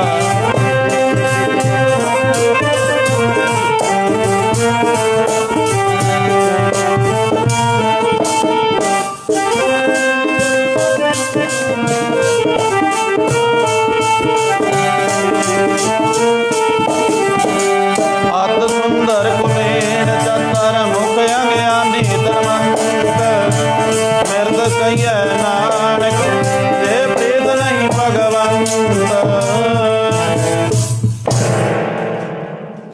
ਮਹਾਰਾਜ ਜੀ ਕਹਿੰਦੇ ਭਾਈ ਜਿਹੜੀ ਮਿਰਤਕ ਦੇਹ ਦੇ ਨਾਲ ਚੀਜ਼ ਟੱਚ ਕਰ ਜਾਵੇ ਉਹਨੂੰ ਤੁਸੀਂ ਨਹੀਂ ਵਰਤਦੇ। ਉਹਨੂੰ ਕਾਕੇ ਨੂੰ ਪੁੱਛਦੇ ਆ, ਕਹਿੰਦੇ ਭਾਈ ਤੈਂ ਕਦੇ ਇਹ ਹੱਥਾਂ ਦੇ ਨਾਲ ਸੇਵਾ ਕਰੀ ਹੈ? ਕਹਿੰਦਾ ਮਹਾਰਾਜ ਜੀ ਅਸੀਂ ਇੰਨੇ ਅਮੀਰ ਹਾਂ, ਸਾਡੇ ਦਾ ਘਰ ਨੌਕਰ ਚਾਕਰ ਜਿਹੜੇ ਹੱਥ ਜੋੜ ਕੇ 24 ਘੰਟੇ ਖੜੇ ਰਹਿੰਦੇ ਆ ਵੀ ਕੀ ਛਕੋਗੇ, ਪਾਣੀ ਦਾ ਗਲਾਸ ਨਹੀਂ ਅਸੀਂ ਪਾ ਕੇ ਪੀਂਦੇ। ਰੋਟੀ ਬਣਾਉਣ ਵਾਲੇ ਅਲੱਗ ਆ, ਜਿਹੜੇ ਛਕਾਉਂਦੇ ਆ ਉਹ ਅਲੱਗ ਰੱਖੇ ਹੋਏ ਆ, ਬਸਤਰ ਧੋਣ ਵਾਲੇ ਅਲੱਗ ਰੱਖੇ ਹੋਏ ਆ। ਇਹੋ ਜਿਹੀ ਠਾਠ ਹੈ ਮਹਾਰਾਜ, ਅਸੀਂ ਤਾਂ ਆਪਣੇ ਪਾਣੀ ਦਾ ਗਲਾਸ ਨਹੀਂ ਪਾ ਕੇ ਪੀਂਦੇ। ਸੰਗਤ ਵੱਲ ਮਹਾਰਾਜ ਇਸ਼ਾਰਾ ਕਰਕੇ ਕਹਿੰਦੇ ਭਾਈ ਦੱਸੋ ਇਹਨੇ ਆਹ ਹੱਥਾਂ ਦੇ ਨਾਲ ਕਦੇ ਸੇਵਾ ਨਹੀਂ ਕੀਤੀ? ਕਹਿੰਦੇ ਭਾਈ ਤਾਂ ਸੇਵਾ ਕਰੀ ਕਦੇ ਗੁਰੂ ਘਰ ਦੀ? ਕਦੇ ਤੱਪੜ ਚਾੜਿਆ ਆ ਕੇ ਗੁਰਦੁਆਰੇ? ਫਿਰ ਮਹਾਰਾਜ ਜੀ ਕਹਿੰਦੇ ਉਹ ਦੱਸ ਆਹ ਪੈਰਾਂ ਦੇ ਨਾਲ ਚੱਲ ਕੇ ਕਿੰਨੀ ਵਾਰੀ ਸੰਗਤ ਵਿੱਚ ਆਇਆ? ਕਹਿੰਦਾ ਸੱਚੇ ਪਾਤਸ਼ਾਹ ਅੱਜ ਪਹਿਲਾ ਹੀ ਦਿਨ ਹੈ ਮੇਰਾ ਤੁਹਾਡੇ ਚਰਨਾਂ ਵਿੱਚ ਆਇਆ, ਪਹਿਲਾ ਹੀ ਦਿਨ। ਆਹ ਮਸਤਕ ਜਿਹੜਾ ਤੇਰਾ ਮੱਥਾ ਹੈ ਇਹ ਕਦੇ ਗੁਰੂ ਚਰਨਾਂ ਦੇ ਨਾਲ ਲੱਗਿਆ? ਕਹਿੰਦਾ ਮਹਾਰਾਜ ਜੀ ਇਹ ਅੱਜ ਪਹਿਲਾ ਹੀ ਦਿਨ ਹੈ ਮੇਰਾ। ਫਿਰ ਮਹਾਰਾਜ ਉਹ ਬਚਨ ਚੇਤਾ ਕਰਾਉਂਦੇ ਆ, ਕਹਿੰਦੇ ਸੰਗਤ ਜੀ ਇਹ ਲੜਕਾ ਜਿਹੜਾ ਇਹ ਸਾਰਾ ਨਾ ਇਹਦੇ ਹੱਥਾਂ ਨੂੰ ਕਦੇ ਸੇਵਾ ਕੀਤੀ, ਨਾ ਪੈਰਾਂ ਨਾਲ ਚੱਲ ਕੇ ਕਦੇ ਸੰਗਤ ਵਿੱਚ ਆਇਆ, ਨਾ ਇਹਦਾ ਮਸਤਕ ਕਦੇ ਗੁਰੂ ਚਰਨਾਂ ਦੇ ਨਾਲ ਛੂਹਿਆ, ਲੱਗਿਆ, ਝੁਕਿਆ ਕਦੇ। ਕਹਿੰਦੇ ਜਿਹੜਾ ਸਰੀਰ ਕਦੇ ਰੱਬ ਦੇ ਨਾਲ ਜੁੜਿਆ ਹੀ ਨਹੀਂ, ਕਦੇ ਝੁਕਿਆ ਹੀ ਨਹੀਂ, ਤੇ ਫਿਰ ਤੁਸੀਂ ਗੁਰੂ ਨਾਨਕ ਦਾ ਭਜਨ ਕਿਵੇਂ ਭੁੱਲ ਗਏ ਹੋ? ਅਤ ਸੁੰਦਰ ਕੁਲੀਨ ਚਤਰ ਮੁਖ ਗਿਆਨੀ ਧਨਵੰਤ, ਮਿਰਤਕ ਕਹੀਐ ਨਾਨਕਾ, ਜੇ ਪ੍ਰੀਤ ਨਹੀਂ। ਸਾਡੀ ਨਿਗਾਹ ਦੇ ਵਿੱਚ ਕਹਿੰਦੇ ਮਿਰਤਕ ਹੈ, ਤੁਹਾਡੀ ਨਿਗਾਹ ਵਿੱਚ ਜਿਉਂਦਾ ਹੈ। ਇਸ ਕਰਕੇ ਸਾਧ ਸੰਗਤ ਤੇ ਬਿਨਾਂ ਸੇਵਾ ਤੋਂ, ਬਿਨਾਂ ਸਿਮਰਨ ਤੋਂ ਇਹ ਜਿਹੜਾ ਜਨਮ ਹੈ ਨਾ ਇਹ ਨਿਸਫਲ ਦੱਸਿਆ ਹੈ। ਦੁਨੀਆ ਆਉਂਦੀ ਹੈ, ਦੁਨੀਆ ਚਲੀ ਜਾਂਦੀ ਹੈ, ਪਰ ਗੁਰੂ ਮਹਾਰਾਜ ਜੀ ਬਚਨ ਕਰਦੇ ਹੈ ਜਿਹੜੇ ਗੁਰੂ ਵਾਲੇ ਬਣ ਕੇ ਸਿਮਰਨ ਕਰਦੇ ਹੈ, ਨਿਤਨੇਮ ਕਰਦੇ ਹੈ, ਬਾਣੀ ਪੜ੍ਹਦੇ ਆ, ਉਹ ਜਨਮ ਸਫਲਾ ਕਰ ਲੈਂਦੇ ਨੇ। ਜਿਹੜੇ ਵਿਕਾਰਾਂ ਦੇ ਵਿੱਚ, ਕੁਕਰਮਾਂ ਦੇ ਵਿੱਚ ਗ੍ਰਸਤ ਰਹਿੰਦੇ ਆ, ਉਹ ਕਹਿੰਦੇ ਆਪਣੇ ਜਨਮ ਨੂੰ ਬਿਰਥਾ ਗਵਾ ਕੇ ਚਲੇ ਜਾਂਦੇ ਆ। ਤੁਸੀਂ ਕਹੋਗੇ ਕਿੱਥੇ ਲਿਖਿਆ?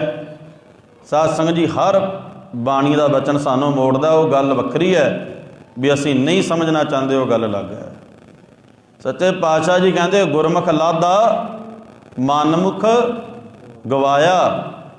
ਕਹਿੰਦੇ ਗੁਰਮੁਖਾਂ ਨੇ ਆਪਣੇ ਜਨਮ ਨੂੰ ਸਵਾਰ ਲੈਣਾ ਤੇ ਮਨਮੁਖਾਂ ਨੇ ਆਪਣੇ ਜਨਮ ਨੂੰ ਗਵਾ ਕੇ ਚਲੇ ਜਾਣਾ। ਚੱਲੇ ਜੁਆਰੀ ਦੋਏ ਹੱਥ ਚਾਰ। ਜਿਵੇਂ ਕਹਿੰਦੇ ਤਾਸ਼ ਖੇਡਣ ਵਾਲੇ, ਜੂਆ ਖੇਡਣ ਵਾਲੇ, ਉਹ ਜਦੋਂ ਚੱਸ ਪੈ ਜਾਂਦੀ ਹੈ ਨਾ, ਫਿਰ ਖੇਡੀ ਜਾਂਦੇ ਆ, ਸਾਰਾ ਕੁਝ ਹਾਰ ਕੇ ਸ਼ਾਮ ਨੂੰ ਘਰੇ ਆ ਵੜਦੇ ਆ। ਕਹਿੰਦੇ ਤੇਰੇ ਨਾਲ ਇਸ ਤਰ੍ਹਾਂ ਹੀ ਹੋਣੀ ਹੈ ਬੰਦਿਆ, ਸੰਸਾਰ ਦੇ ਉੱਤੇ ਆਇਆ, ਉਹ ਕਰਮ ਨਹੀਂ ਕੀਤੇ ਜੇ ਵੇਹ ਕਰਮ ਕਮਾਮਦਾ ਤੇ ਵੇਹ। ਕਹਿੰਦੇ ਉਹ ਕਰਮ ਨਹੀਂ ਕੀਤੇ ਜਿਹੜੇ ਰੱਬ ਦੇ ਨੇੜੇ ਲੈ ਕੇ ਜਾਣੇ। ਅੱਜ ਨਾਨਕ ਨੂੰ ਕਰਮੀ ਆਪੋ ਆਪਣੀ ਕੇ ਨੇੜੇ ਕੇ।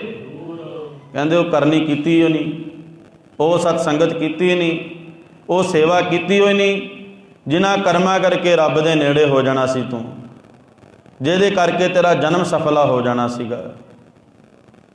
ਸੋ ਇਸ ਕਰਕੇ ਰੱਬ ਦੀ ਬੜੀ ਵਡਮੁੱਲੀ ਅਮੋਲਕ ਦਾਤ ਹੈ ਜਿਹੜਾ ਜਨਮ ਮਿਲਿਆ ਹੋਇਆ ਭਾਈ, ਇਹਨੂੰ ਅਜਾਈ ਨਾ ਗਵਾਈਏ, ਇਹਨੂੰ ਸਫਲਾ ਕਰ ਲੈਣਾ ਚਾਹੀਦਾ।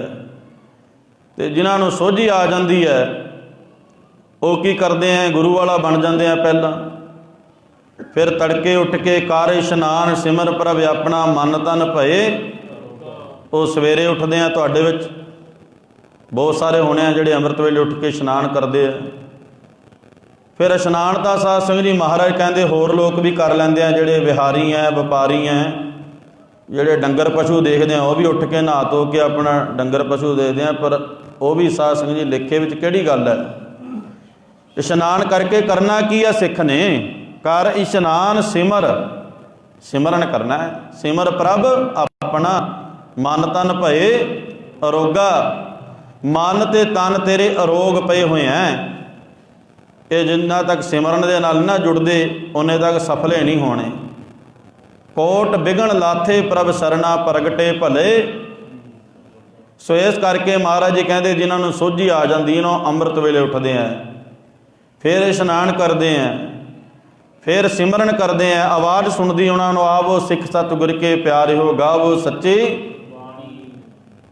ਉਹ ਜਦੋਂ ਬਾਬਾ ਜੀ ਬੋਲਦੇ ਆ, ਸਵੇਰੇ ਨਿਤਨੇਮ ਕਰਦੇ ਆ, ਬੜੀ ਗੌਰ ਦੇ ਨਾਲ ਚੌਂਕੜਾ ਲਾ ਕੇ ਸੁਣਦੇ ਆ। ਜਿਨ੍ਹਾਂ ਨੂੰ ਸੋਝੀ ਆਈ ਉਹਨਾਂ ਦੀ ਗੱਲ ਚੱਲ ਰਹੀ ਹੈ। ਅਤੇ ਹੋਣਾ ਆਪਣੇ ਨਾਲ ਇਸ ਤਰ੍ਹਾਂ ਹੀ ਹੈ ਸਾਰਿਆਂ ਨਾਲ। ਜਿਵੇਂ ਮਹਾਰਾਜ ਦੀ ਬਾਣੀ ਕਹਿੰਦੀ ਹੈ ਨਾ, ਗੁਰਮੁਖ ਲਾਹਾ ਲੈ ਗਏ ਮਨਮੁਖ ਚੱਲੇ ਮੂਲ ਗਵਾਏ ਜੀਓ। ਕਹਿੰਦੇ ਜਿਹੜੇ ਤਾਂ ਗੁਰੂ ਦੀ ਮੱਤ ਧਾਰਨ ਕਰ ਗਏ, ਗੁਰੂ ਵਾਲਾ ਬਣ ਕੇ ਉਪਦੇਸ਼ ਦੀ ਕਮਾਈ ਕਰਦੇ ਰਹੇ, ਉਹਨਾਂ ਨੇ ਜਨਮ ਸਫਲਾ ਕਰ ਲੈਣਾ। ਇੱਕ ਜਿਹੜੇ ਮਨ ਦੇ ਮਗਰ ਲੱਗੇ ਹੋਏ ਆ ਉਹ ਵੀ ਹੈ ਨੇ ਦੁਨੀਆ ਵਿੱਚ। ਆਪੀ ਨੈ ਭੋਗ ਭੋਗ ਕਹਿ ਹੋਏ ਭਸਮੜ ਭੋਰ ਸਦਾਇਆ। ਵੱਡਾ ਹੋਆ ਦੁਨੀਦਾਰ ਗਲ ਸੰਗਲ ਘੱਟ। ਅੱਗੇ ਕਰਨੀ ਕੀਰਤ ਬਾਚੀਐ ਬੈ ਲੇਖਾ ਕਰ। ਥਾਓ ਨਾ ਹੋਈ ਭੌਂਦੇ ਹੀ ਹੁਣ ਸੁਣੀਐ ਕਿਆ ਰੁਆਇਆ ਮਨ ਅੰਧੈ ਜਨਮ। ਇੱਕ ਉਹ ਨੇ ਮਹਾਰਾਜ ਜੀ ਕਹਿੰਦੇ ਜਿਹੜੇ ਮਨ ਦੀ ਗੱਲ ਸੁਣਦੇ ਆ। ਮਨ ਕਹਿੰਦਾ ਕੁਸੰਗਤ ਕਰ, ਕੁਸੰਗਤ ਕਰਦੇ ਆ। ਮਨ ਕਹਿੰਦਾ ਵਿਕਾਰ ਕਰ, ਵਿਕਾਰ ਕਰਦੇ ਆ। ਜਿੰਨੇ ਬੁਰੇ ਕਰਮ ਹੁੰਦੇ ਨੇ, ਕੁਸੰਗਤ ਕਰਨੀ, ਪਾਪ ਕਰਨੇ, ਵਿਕਾਰ ਕਰਨੇ, ਉਹ ਕੰਮ ਕਰਦੇ ਆ। ਦੋ ਤਰ੍ਹਾਂ ਦੇ ਲੋਕ ਹੈ, ਇੱਕ ਗੁਰਮੁਖ ਅਤੇ ਇੱਕ ਮਨਮੁਖ। ਗੁਰਮੁਖ ਜਿਹੜਾ ਉਹ ਆਪਣਾ ਜਨਮ ਸਵਾਰ ਲੈਂਦਾ, ਜਿਹੜਾ ਮਨਮੁਖ ਹੈ ਉਹ ਵਿਗਾੜ ਲੈਂਦਾ। ਮਨਮੁਖਾਂ ਦੀ ਨਿਸ਼ਾਨੀ ਮਹਾਰਾਜ ਨੇ ਲਿਖੀ ਆ ਬਾਣੀ ਵਿੱਚ ਕਿ ਜਿਹੜੇ ਮਨਮੁਖ ਨੇ ਉਹ ਆਪਣੀ ਮਨ ਦੀ ਅਵਸਥਾ ਦੇ ਨਾਲ ਚੱਲਦੇ ਨੇ, ਭਾਵ ਕਿ ਮਨ ਦੇ ਮਗਰ ਲੱਗੇ ਹੋਏ ਆ। ਜੋ ਮਨ ਕਹਿੰਦਾ ਉਹ ਕਰਦੇ ਆ, ਜੋ ਗੁਰੂ ਕਹਿੰਦਾ ਉਹ ਨਹੀਂ ਕਰਦੇ। ਗੁਰੂ ਕਹਿੰਦਾ ਅੰਮ੍ਰਿਤ ਵੇਲੇ ਉੱਠੋ, ਇਸ਼ਨਾਨ ਕਰੋ, ਬਾਣੀ ਪੜ੍ਹੋ, ਸਿਮਰਨ ਕਰੋ, ਧਰਮ ਕਰੋ, ਧਰਮ 'ਤੇ ਭਾਵ ਕੇ ਚੱਲੋ, ਉਹ ਕਰਮ ਕਰੋ ਜਿਹੜੇ ਰੱਬ ਨੂੰ ਚੰਗੇ ਲੱਗਦੇ ਆ। ਉਹ ਸਾਰਾ ਕੁਝ ਹੀ ਉਲਟਾ ਹੈ। ਉਹ ਜੋ ਅੰਮ੍ਰਿਤ ਵੇਲਾ ਹੁੰਦਾ ਹੋਰ ਸੁਣਦੇ ਆ। ਉਹਨਾਂ ਨੂੰ ਇਸ਼ਨਾਨ ਕਰ ਲਓ, ਕਹਿੰਦੇ ਇਸ਼ਨਾਨ ਕਰਕੇ ਕਿਹੜਾ ਰੱਬ ਮਿਲ ਜਾਏਗਾ। ਉਹਨਾਂ ਨੂੰ ਕਹੋ ਸਿਮਰਨ ਕਰ ਲਓ, ਕਹਿੰਦੇ ਜਿਹੜੇ ਸਿਮਰਨ ਕਰਦੇ ਉਹ ਕਿੰਨੇ ਕੁ ਸੁਖੀ ਹੈ। ਆ ਜਵਾਬ ਨੇ ਆਪਣੇ ਅੱਜ ਦਾ ਜਿਹੜਾ ਸਮਾਂ।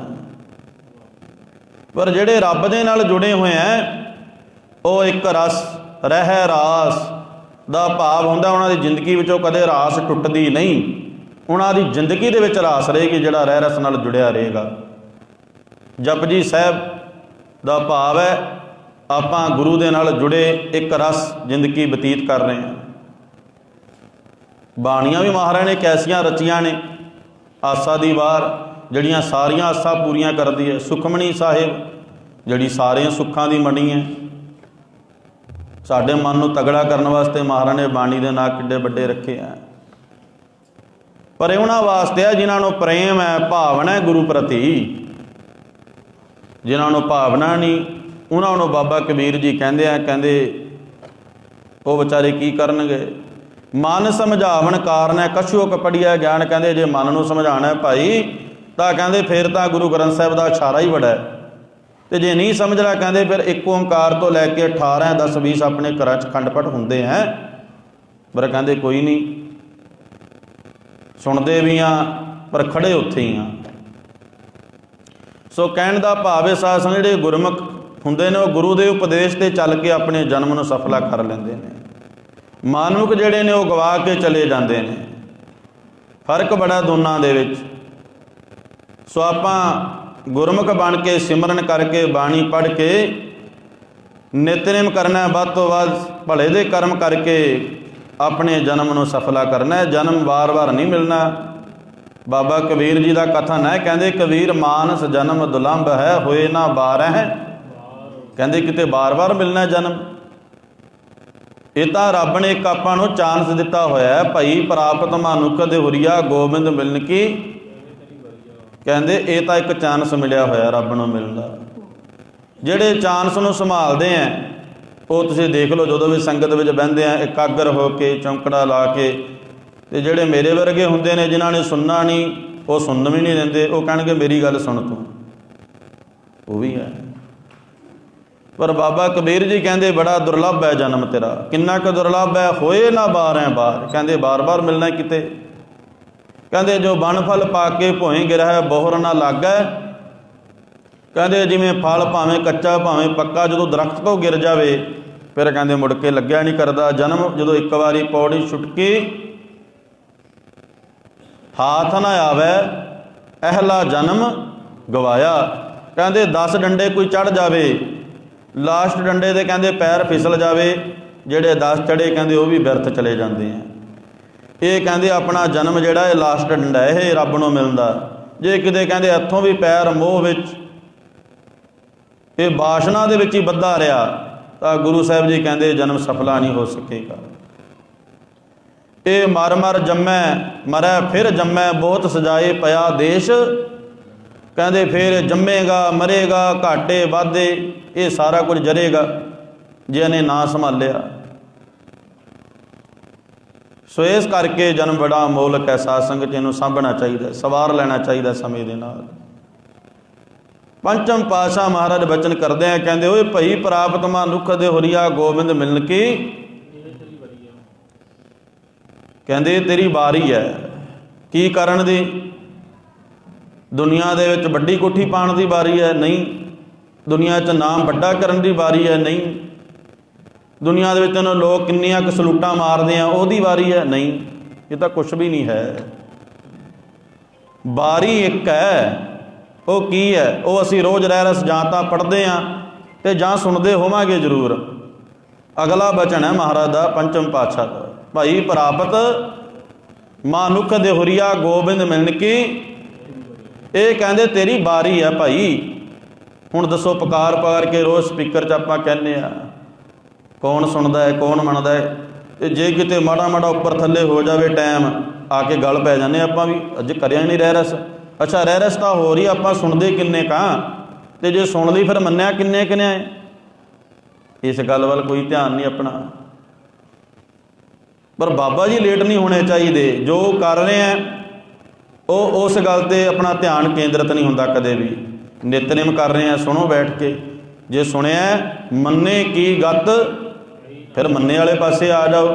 ਆਓ ਗੁਰੂ ਨਾਨਕ ਸਾਹਿਬ ਦਾ ਬਚਨ ਹੈ, ਕਹਿੰਦੇ ਭਾਈ ਸੁਣਿਆ ਮੰਨਿਆ ਮਨ ਕੀਤਾ ਭਾਓ।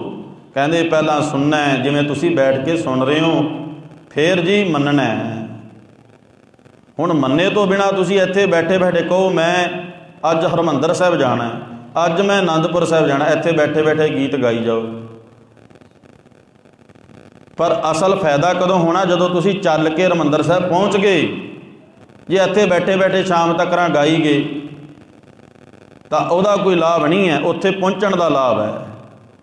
ਇਸੇ ਤਰ੍ਹਾਂ ਹੀ ਆ ਜ਼ਿੰਦਗੀ ਹੈ। ਅਸੀਂ ਸੁਣਦੇ ਬਹੁਤ ਹਾਂ, ਕੰਨ ਪੱਕੇ ਪਏ ਹਾਂ, ਪਰ ਸੁਣ ਕੇ ਮੰਨਿਆ ਨਹੀਂ ਹਲੇ ਤੱਕ। ਗੁਰੂ ਨਾਨਕ ਸਾਹਿਬ ਦਾ ਇੱਕ ਸ਼ਬਦ ਆਪਾਂ ਮੰਨ ਲਿਆ ਨਾ, ਏਕ ਅੱਖਰ ਹਰ ਮਨ ਬਸਤ ਨਾਨਕ ਹੋਤ ਕਿਨਕਾ ਏਕ ਜਿਸ ਜੀ ਬਸਾਵੈ ਤਾਂ ਕੀ ਮਹਿਮਾ। ਕਹਿੰਦੇ ਇੱਕ ਕਿਣਕਾ ਵੀ ਮੰਨਿਆ ਹੁੰਦਾ ਨਾ, ਕਿਤੇ ਅੱਜ ਆ ਦੁਰਦਿਸ਼ਾ ਨਹੀਂ ਸੀ ਹੋਣੀ ਸਾਡੀ। ਜੇ ਸਾਡੇ ਪੱਲੇ ਨਿਤਨੇਮ ਹੁੰਦਾ ਨਾ, ਬਾਣੀ ਦਾ ਸਿਮਰਨ ਹੁੰਦਾ ਸਾਡਾ, ਅੱਜ ਜੋ ਅਸੀਂ ਹਾਲਾਤ ਦੇਖ ਰਹੇ ਹਾਂ ਇਹ ਨਹੀਂ ਸੀ ਹੋਣੇ ਆਪਣੇ। ਗੁਰੂ ਨਾਨਕ ਸਾਹਿਬ ਦਾ ਇੱਕੋ ਹੀ ਬਚਨ ਹੈ, ਆਓ ਪੜ੍ਹੀਏ ਆਪਾਂ, ਸਮਾਂ ਵੀ ਨੇੜੇ ਲੱਗ ਰਿਹਾ। ਸੁਣ ਕੇ ਮੰਨਿਆ ਅਮਲ ਕੀਤਾ ਮੰਨ ਕੇ, ਉਹਨਾਂ ਦੇ ਬੇੜੇ ਪਾਰ ਹੋਣਗੇ।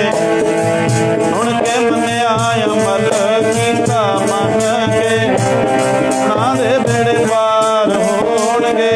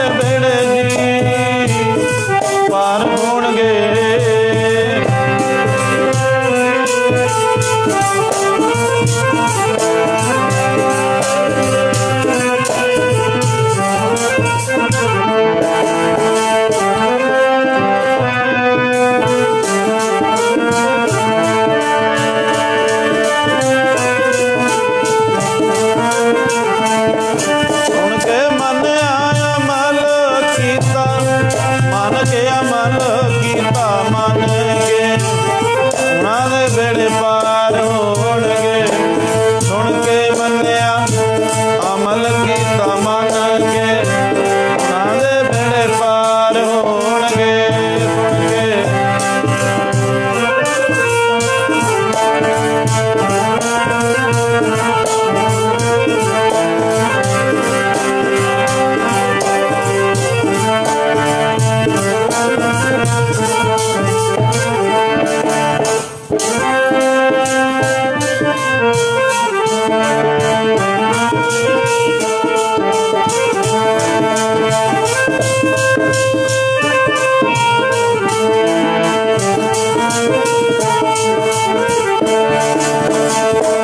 ਪ੍ਰਭ ਸਰਨਾਗਤੇ ਕਿਰਪਾ ਨਿਧ ਦਿਆਲ, ਏਕ ਅੱਖਰ ਹਰ ਮਨ ਬਸ ਨਾਨਕ ਹੋਤ ਨਿਹਾਲ।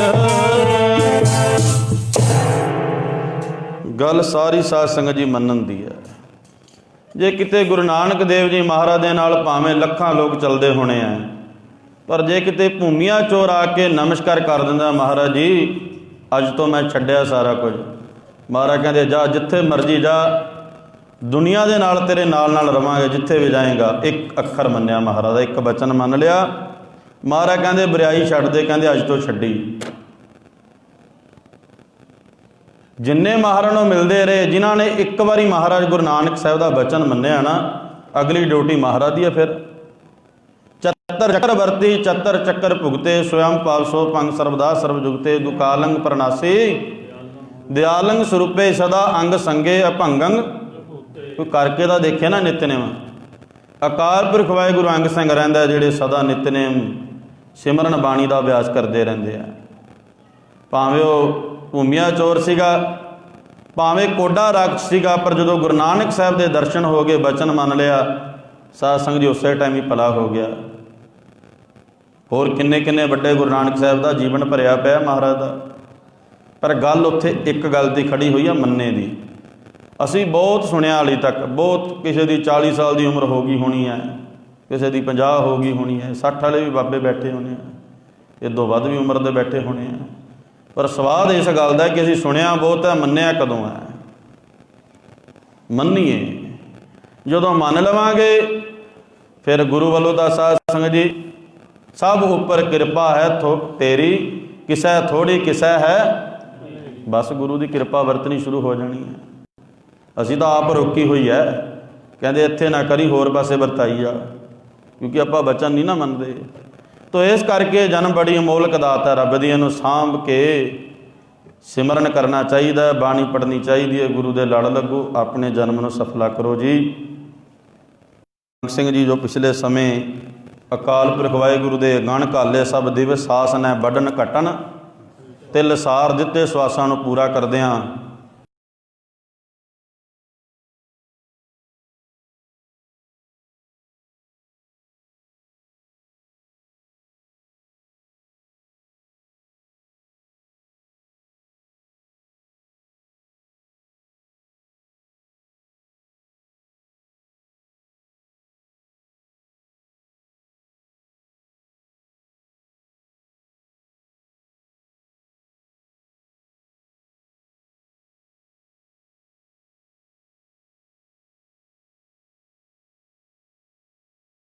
ਕੀਤਾ, ਕਹਿੰਦੇ ਜਿਉਂਦੇ ਮਾਂ ਬਾਪ ਦੀ ਸੇਵਾ ਕਰੋ, ਉਹਨਾਂ ਨੂੰ ਵਸਤਰ ਧੋ ਕੇ ਐਨ ਵਧੀਆ ਤਰੀਕੇ ਨਾਲ ਦਿਓ, ਉਹਨਾਂ ਨੂੰ ਭੋਜਨ ਪ੍ਰਸ਼ਾਦਾ ਸਮੇਂ ਦੇ ਨਾਲ ਦਿਓ, ਲੋੜ ਪੈਣ 'ਤੇ ਉਹਨਾਂ ਨੂੰ ਜਿੰਨੀ ਲੋੜ ਹੈ ਮਾਇਆ ਦਿੰਦੇ ਰਹੋ।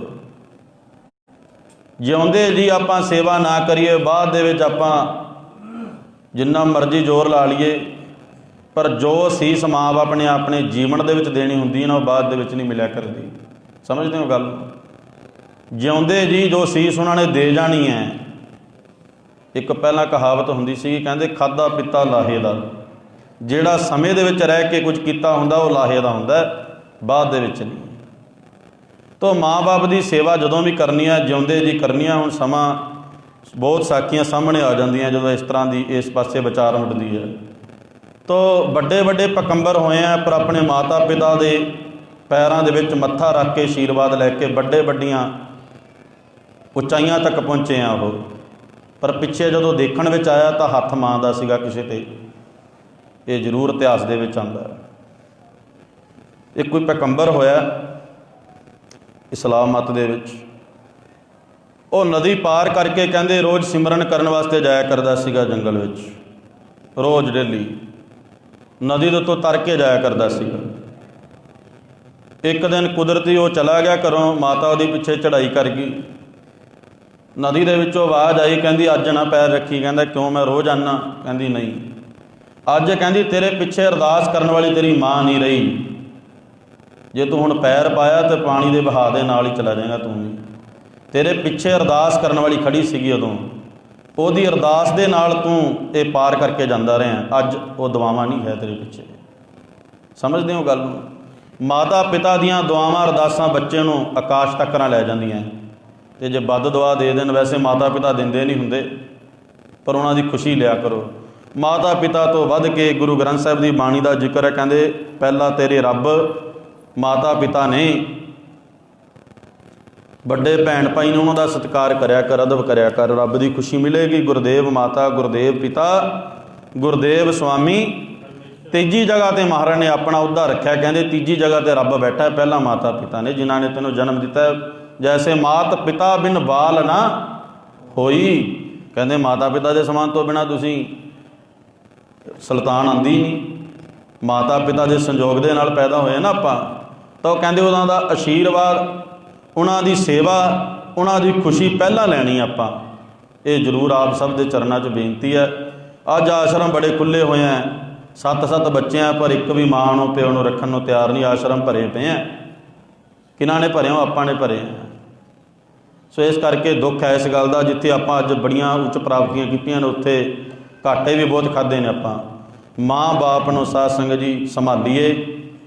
ਇਹ ਤੁਸੀਂ ਛੋਟੀ ਜਿਹੀ ਗੱਲ ਦੇ ਵਿੱਚੋਂ ਬਹੁਤ ਵੱਡਾ ਇਸ਼ਾਰਾ ਲੈਣਾ ਹੈ ਕਿ ਜਿਹਦੀ ਅਰਦਾਸ ਹੀ ਨਹੀਂ ਪਿੱਛੇ ਹੋਣ ਤੋਂ ਰਹਿ ਗਈ, ਤਾਂ ਉਸੇ ਟਾਈਮ ਹੀ ਉਹਨੂੰ ਅੱਗੋਂ ਵੀ ਆਵਾਜ਼ਾਂ ਲਾਪੀਆਂ, ਕਹਿੰਦੇ ਹੁਣ ਅੱਗੇ ਨਾ ਮੁੜੀ, ਤੂੰ ਪਿੱਛੇ ਅਰਦਾਸਾਂ ਕਰਨ ਵਾਲਾ ਚਲਾ ਗਿਆ ਤੇਰੇ ਕੋਈ। ਸੋ ਮਾਤਾ ਪਿਤਾ ਦੀ ਸੇਵਾ ਕਰਿਆ ਕਰੋ ਗੁਰਮੁਖ ਪਿਆਰਿਓ। ਮਾਂ ਬਾਪ ਦੀ ਸੇਵਾ, ਰੱਬ ਦੀ ਸੇਵਾ, ਰੱਬ ਦੀ ਖੁਸ਼ੀ, ਰੱਬ ਦੀ ਪ੍ਰਸੰਨਤਾ ਹੋ ਜਾਂਦੀ ਹੈ ਜੇ ਆਪਾਂ ਮਾਤਾ ਪਿਤਾ ਦੀ ਖੁਸ਼ੀ ਲਵਾਂਗੇ। ਇਹ ਤੁਹਾਡੇ ਚਰਨਾਂ ਵਿੱਚ ਜ਼ਰੂਰ ਬੇਨਤੀ ਹੈ। ਇਹਦਾ ਮਤਲਬ ਇਹ ਨਹੀਂ ਹੈ ਵੀ ਰੱਬ ਦਾ ਸਤਿਕਾਰ ਨਹੀਂ ਕਰਨਾ। ਗੁਰੂ ਗ੍ਰੰਥ ਸਾਹਿਬ ਅੱਗੇ ਤੁਸੀਂ ਆਏ ਹੋ, ਝੁਕੇ ਹੋ, ਮੱਥਾ ਟੇਕਣਾ ਹੈ, ਬਾਣੀ ਪੜ੍ਹਨੀ, ਨਿਤਨੇਮ ਕਰਨਾ, ਗੁਰੂ ਵਾਲਾ ਬਣਨਾ, ਸਾਰੇ ਕਰਮ ਕਰਨੇ ਹੈ, ਪਰ ਮਾਤਾ ਪਿਤਾ ਦੇ ਪੈਰਾਂ ਨੂੰ ਦੋਵੇਂ ਹੱਥ ਲਾਣੇ ਹੈ। ਸਵੇਰੇ ਉੱਠ ਕੇ ਜਾਣ ਲੱਗਿਆਂ ਹੱਥ ਲਾਣੇ ਆ, ਆਉਣ ਲੱਗਿਆਂ ਫੇਰ ਲਾਣੇ ਆ। ਇਹ ਸਤਿਕਾਰ ਹੈ। ਸਾਧ ਸੰਗਤ ਜੀ, ਜਿਹੇ ਦਾ ਸਤਿਕਾਰ ਆਪਾਂ ਕਰਾਂਗੇ ਨਾ, ਬੱਚੇ ਆਪਣੇ ਵੀ ਅੱਗੇ ਉਹਨਾਂ ਨੇ ਵੀ ਆਪਣਾ ਕਰਨਾ, ਉਹ ਦੇਖਦੇ ਰਹਿੰਦੇ ਆ ਆਪਾਂ ਕਿਵੇਂ ਕਰਦੇ ਹਾਂ। ਤੋਂ ਬੜੀ ਜ਼ਰੂਰੀ ਗੱਲ ਹੈ ਅੱਜ ਦੇ ਸਮੇਂ ਦੀ, ਇਹ ਜ਼ਰੂਰੀ ਸੀਗੀ ਬੇਨਤੀ ਕਰਨੀ। ਮਾਤਾ ਪਿਤਾ ਦਾ ਸਤਿਕਾਰ, ਉਹ ਹੀਰਿਆਂ ਨੂੰ ਉਹਨਾਂ ਨੂੰ ਸਾਂਭੀਏ ਜਿਨ੍ਹਾਂ ਨੇ ਆਪ ਸਾਰੀਆਂ ਔਖਾਈਆਂ ਕੱਟੀਆਂ ਹੁੰਦੀਆਂ ਨੇ, ਘਾਟੇ ਵਾਧੇ। ਮਾਂ ਬਾਪ ਆਪ ਚੰਗੇ ਕੱਪੜੇ ਨਹੀਂ ਪਾਉਂਦਾ, ਬੱਚਿਆਂ ਨੂੰ ਪਵਾਉਂਦਾ। ਅਸੀਂ ਇਹ ਸਾਰਾ ਸਮਾਂ ਦੇਖਿਆ, ਆਪ ਉਹਨਾਂ ਨੇ ਭਾਵੇਂ ਚੰਗੇ ਕੱਪੜੇ ਨਹੀਂ ਪਾਏ ਹੁੰਦੇ, ਪਰ ਸਾਡੇ ਵਾਸਤੇ ਬਹੁਤ ਕੁਝ ਕਰਿਆ। ਆਪਣੇ ਸਾਰਿਆਂ ਵਾਸਤੇ, ਆਪਣੇ ਸਾਰਿਆਂ ਦੇ ਮਾਂ ਬਾਪਾਂ ਨੇ ਆਪ ਚੰਗੀ ਜੁੱਤੀ ਨਹੀਂ ਪਾਈ ਹੋਣੀ, ਆਪਾਂ ਨੂੰ ਜ਼ਰੂਰ ਪਵਾਈ ਬਾਜ਼ਾਰੋਂ। ਉਹਨਾਂ ਨੇ ਆਪ ਆਪਣੇ ਕੱਪੜਿਆਂ ਨਾਲ ਸਾਲ 2-2 ਸਾਲ ਕੱਢੇ ਹੋਣੇ ਆ। ਸਾਡੇ ਵਾਸਤੇ ਸਕੂਲ ਦੀ ਟੀ-ਸ਼ਰਟ ਜੋ ਵੀ ਯੂਨੀਫਾਰਮ ਆ ਲੈ ਕੇ ਦਿੱਤੀ। ਪਰ ਦੁੱਖ ਉਦੋਂ ਲੱਗਦਾ ਜਦੋਂ ਮਾਂ ਬਾਪ ਨੂੰ ਧੱਕਾ ਪੈਂਦਾ, ਕੋਈ ਉਹ ਰਿਸ਼ਤੇਦਾਰੀ 'ਚ ਕੱਢ ਦਿੰਦਾ, ਕੋਈ ਕਿਤੇ ਆਸ਼ਰਮ ਛੱਡ ਆਉਂਦਾ। ਸੋ ਇਸ ਤਰ੍ਹਾਂ ਆਪਣੇ 'ਤੇ ਕਿਰਪਾ ਆਪਾਂ ਨੂੰ ਮਿਲੇ ਹੋਏ ਆ, ਤੋਂ ਸੰਭਾਲ ਜ਼ਰੂਰ ਕਰਨੀ ਹੈ। ਇਹ ਬੇਨਤੀਆਂ ਤੁਹਾਡੇ ਚਰਨਾਂ ਵਿੱਚ। ਜਿਵੇਂ ਪਰਿਵਾਰ ਨੇ ਸਾਂਭਿਆ ਹੋਇਆ ਸੀਗਾ ਆਪਣੇ ਮਾਤਾ ਪਿਤਾ ਨੂੰ, ਉਸ ਤਰ੍ਹਾਂ ਆਪਾਂ ਸਾਰਿਆਂ ਨੇ ਹਰ ਇੱਕ ਗੱਲ ਜਿਹੜੀ ਹਰ ਇੱਕ ਜਗ੍ਹਾ 'ਤੇ ਸਿੱਖਣ ਨੂੰ ਮਿਲਦੀ ਆ, ਸਿੱਖਣੀ ਚਾਹੀਦੀ ਆ। ਆਪਣੇ ਮਾਂ ਬਾਪ ਦੀ ਸੰਭਾਲ ਕਰੀਏ, ਉਹਨਾਂ ਦੀ ਸੇਵਾ ਕਰੀਏ, ਉਹਨਾਂ ਦੀਆਂ ਖੁਸ਼ੀਆਂ ਲਈਏ। ਇਤਨੀਆਂ ਕੋਈ ਬੇਨਤੀਆਂ ਪ੍ਰਵਾਨ ਕਰਨੀਆਂ। ਗੁਰੂ ਇਤਿਹਾਸ ਗੁਰਬਾਣੀ ਦੇ ਵਿਚਾਰ ਕਰਦਿਆਂ ਹੋਈਆਂ ਭੁੱਲਾਂ ਚੁੱਕਾਂ ਦੀ ਖਿਮਾ ਕਰਨੀ। ਗੁਰੂ ਗ੍ਰੰਥ ਸਾਹਿਬ ਜੀ ਗੁਰੂ ਕੀ ਸੰਗਤ ਬਖਸ਼ਾਉਂਦਾ ਹੈ, ਬਖਸ਼ਣਯੋਗ ਹੈ, ਬਖਸ਼ ਲੈਣਾ। ਉਹ ਆਨੰਦ ਸਾਹਿਬ ਦਾ ਪਾਠ ਕਰੀਏ ਜੀ। ਫਿਰ ਅਰਦਾਸ ਹੋਵੇਗੀ। ਹੁਕਮਨਾਮੇ ਸਾਹਿਬ ਸਰਵਣ ਕਰਕੇ ਕੜਾਹ ਪ੍ਰਸ਼ਾਦੀ ਦੇਗ ਲੈ ਕੇ, ਜਿਨ੍ਹਾਂ ਨੇ ਹਾਲੇ ਤੱਕ ਲੰਗਰ ਨਹੀਂ ਛਕਿਆ, ਪਰਿਵਾਰ ਵੱਲੋਂ ਬੇਨਤੀ ਹੈ, ਗੁਰੂ ਕਾ ਲੰਗਰ ਤਿਆਰ ਹੈ ਭਾਈ, ਸਾਰਿਆਂ ਨੇ ਛਕ ਕੇ ਫਿਰ ਆਪੋ ਆਪਣੇ ਘਰਾਂ ਨੂੰ ਵਾਹਿਗੁਰੂ ਵਾਹਿਗੁਰੂ ਜਪਦਿਆਂ ਚਾਲਾ ਪਾਉਣਾ ਹੈ। ਆਓ ਜਿਨ੍ਹਾਂ ਨੂੰ ਆਨੰਦ ਸਾਹਿਬ ਦੀ ਬਾਣੀ ਕੰਠ ਹੈ, ਉਹ ਜ਼ਰੂਰ ਬੋਲ ਕੇ ਆਪਣੀ ਰਸਨਾ ਔਰ ਸਮਾਂ ਸਫਲਾ ਕਰਦੇ ਰਿਹਾ ਕਰੋ ਜੀ। ਰਾਮ ਕਲੀ ਮਹੱਲਾ ਤੀਜਾ।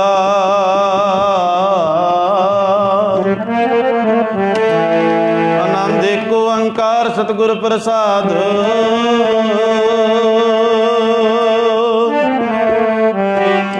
ਆਨੰਦ ਪਿਆ ਮੇਰੀ ਮਾਏ, ਸਤਿਗੁਰੂ ਮੈਂ ਪਾਇਆ।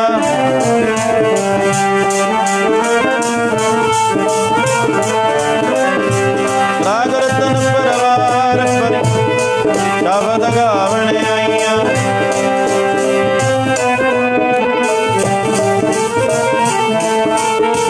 ਕਹਿ ਨਾਨਕ ਆਨੰਦ ਹੋਆ, ਸਤਿਗੁਰੂ ਮੈਂ ਪਾਇਆ।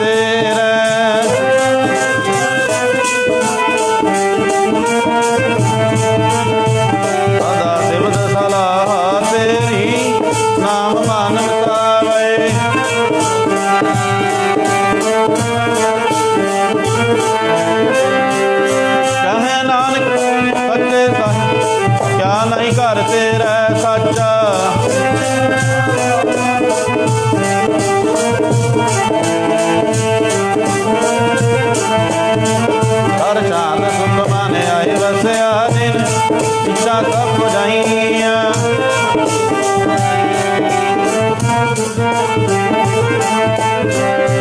कह नानक सुनो शब्द रो प्यारो साचा।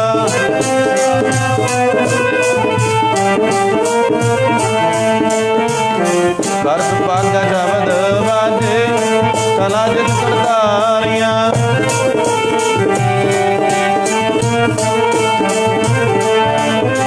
तुर कर्म पाया तुर जिनको ते नाम हर कै लागे।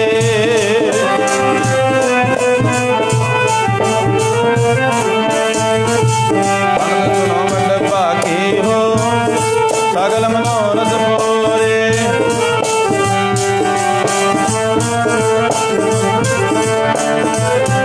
दुख रोग संताप उतरे सुनी सच्ची बाणी।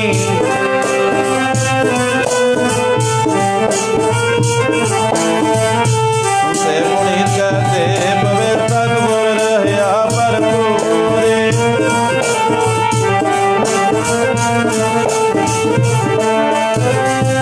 पवन गुरु पाणी पिता माता तरत महत।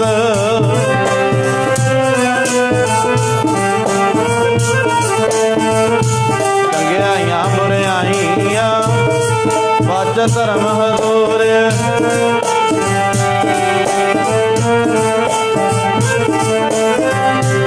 जिन्नी नाम ध्याया गए मसक्त काल।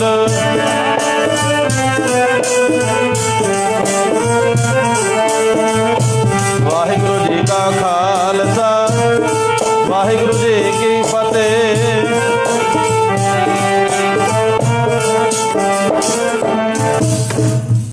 वाहिगुरु जी का खालसा वाहिगुरु जी की फतेह। तू ठाकुर तुम पै अरदास जियो पिंड सब। तुम मात पिता हम बारिक तेरे तुमरी कृपा में।